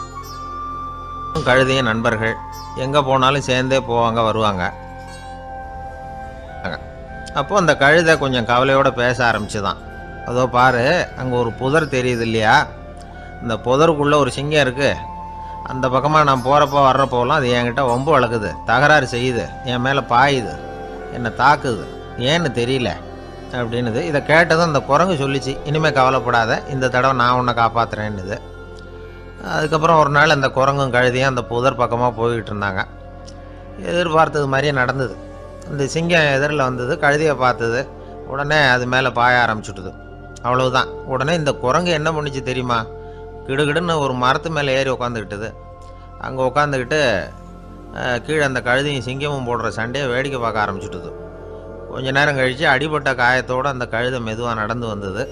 குரங்கும் மெல்ல மரத்தை விட்டு கீழே இறங்கிச்சு. இப்போ கழுதை கேட்டுது, என்னை காப்பாத்துறேன்னு சொல்லிவிட்டு காலை வாரி விட்டுட்டியே, நீ பாட்டுக்கு மரத்து மேலே ஏறி உட்காந்துக்கிட்டே, இது நியாயமானது. குரங்கு பரிதாபமாக அதை பார்த்துது. நான் மரத்து மேலே இருந்து நீங்கள் 2 பேரும் சண்டை போட்டதை பார்த்துக்கிட்டு தான் இருந்தேன். உன்னோட சத்தம் தான் அதிகமாக இருந்தது, அது நீ சிரிக்கிற மாதிரி எனக்கு கேட்டுது, அதனால் நீ தான் ஜெயிச்சுக்கிட்டு இருக்க போல இருக்கு அப்படின்னு நினச்சிவிட்டேன்னு. இன்றைக்கி பல பேர் இப்படி தான் இருக்கிறாங்களாம். யார் ஜெயிக்கிறாங்க யார் தோக்குறாங்கங்கிறத முகத்தை பார்த்து கூட கண்டுபிடிக்க முடியறதில்ல, பேசுகிற பேச்சை வச்சு கூட கண்டுபிடிக்க முடியறதில்ல. தோற்கிறவங்க கூட சிரிக்கிற மாதிரி முகத்தை வச்சுக்கிறான். இன்றைய மனிதர்கள்கிட்ட ஏகப்பட்ட முரண்பாடுகள். பொய் முகங்களோட உலவுகிறவர்கள் தான் அதிகம். உண்மை முகம் எங்கே இருக்குது அப்படிங்கிறத புரிஞ்சுக்கிட்டு நண்பர்களை தேர்ந்தெடுக்கணும் அப்படிங்கிறது ஒரு முக்கியமான கருத்து. கடவுள் இந்த உலகத்தை படைச்சுட்டு அதுக்கப்புறமும் கொஞ்ச நாள் இங்கேயே தங்கியிருந்தாராம். அப்போ தான் அவருக்கு ஒரு உண்மை புரிஞ்சுதான், இந்த உலகத்தில் தங்கி இருக்கிறது எவ்வளவு இடைஞ்சல்னு. தினமும் மனிதர்கள் தேடி வந்து ஏதாவது புகார் சொல்லிக்கிட்டே இருந்தாங்களாம். எனக்கு அது வேணும் இது வேணும்னு கேட்டுக்கிட்டே இருந்தாங்களாம். சில பேர் வந்தாங்க, நாங்கள் வந்து விவசாயம் பண்ணுறோம், தண்ணி இல்லாமல் பயிர் காயுது, எங்களுக்கு மழை வேணும் அப்படின்னாங்க. அவங்க போனதும் அதுக்கப்புறம் சில பேர் வந்தாங்க, நாங்கள் வந்து மண்பானை செய்கிறவங்க, நிறைய பானை செஞ்சு வச்சுருக்குறோம், மழை பெஞ்சால் எல்லாம் கரைஞ்சி வீணாக போயிடும், அதனால் இன்றைக்கி மழை பெய்யக்கூடாதுன்னாங்க. கடவுள் பார்த்தார், அவருக்கு என்ன பண்ணுறதுன்னே தெரியல, ஏகப்பட்ட குழப்பம், தலையை பிச்சுக்கலாம் போல் இருந்தது, கிட்டத்தட்ட பைத்தியம் பிடிக்கிற அளவுக்கு ஆகிட்டுது. எல்லாருடைய ஆசைகளையும் அவரால் நிறைவேற்ற முடியல, ஏன்னா ஒன்றுக்கு ஒன்று முரண்பாடாக இருந்தது. ஒரு நாள் தன்னுடைய அமைச்சரவையை கூட்டி ஆலோசனை கேட்டார். என்ன செய்யலான்னு சொல்லுங்கன்னார். இது என்ன பிரமாதம், பேசாமல் இமயமலை அடிவாரத்தில் போய் உட்காந்துங்க, யாரும் தொந்தரவு பண்ண மாட்டாங்கன்னாங்க. அங்கேயும் மனிதர்கள் வர ஆரம்பிச்சுருவாங்களேன்னார் கடவுள். சரி அப்படின்னா சந்திரனில் போயிருந்துக்கலாமேன்னாங்க. அங்கேயும் மனுஷன் குடி வர போகிறான் அப்படின்னார் கடவுள். வெகு தூரத்துக்கு அப்பால் உள்ள நட்சத்திர மண்டலத்துக்கு போயிடலான்னாங்க. இதெல்லாம் நிரந்தர தீர்வாகாது, நிரந்தரமாக இந்த மனிதனுடைய தொல்லையிலேருந்து நான் விடுபடணும், அதுக்கு ஏதாவது வழி சொல்லுங்கன்னார் கடவுள். ஒரு வயசான ஆள் வந்தார். கடவுளுக்கு காதோட காதாக ஒரு வழியை சொன்னார். கடவுளுக்கு முகம் மலர்ந்தது. அதுதான் சரி, அப்படியே செஞ்சுடலான்னார். அந்த ஆள் சொன்ன ரகசியம் என்ன தெரியுமா, மனிதனால் அடைய முடியாத ஒரு இடம் இருக்குது, அது வேறு எங்கேயும் இல்லை, அவனுக்கு உள்ளே இருக்குது, அங்கே போய் மறைஞ்சிங்க, அதுக்கப்புறம் மனிதர்களால் உங்களுக்கு தொந்தரவு இருக்காதுன்னார். மனிதன் நினைக்காத இடம் அதுதான். அதாவது உள்ளுக்குள்ளே இருக்கிற உண்மையை புரிஞ்சிக்காம வெளியில் எங்கேயோ அது இருக்கிறதாக நினச்சி வரட்டிக்கிட்டு அலையிறான் மனுஷன். உள்ளே இருக்கிற உண்மை புரிஞ்சால் நாம் தன்னம்பிக்கையோடு தலை நிமிர்ந்து வாழலாம்.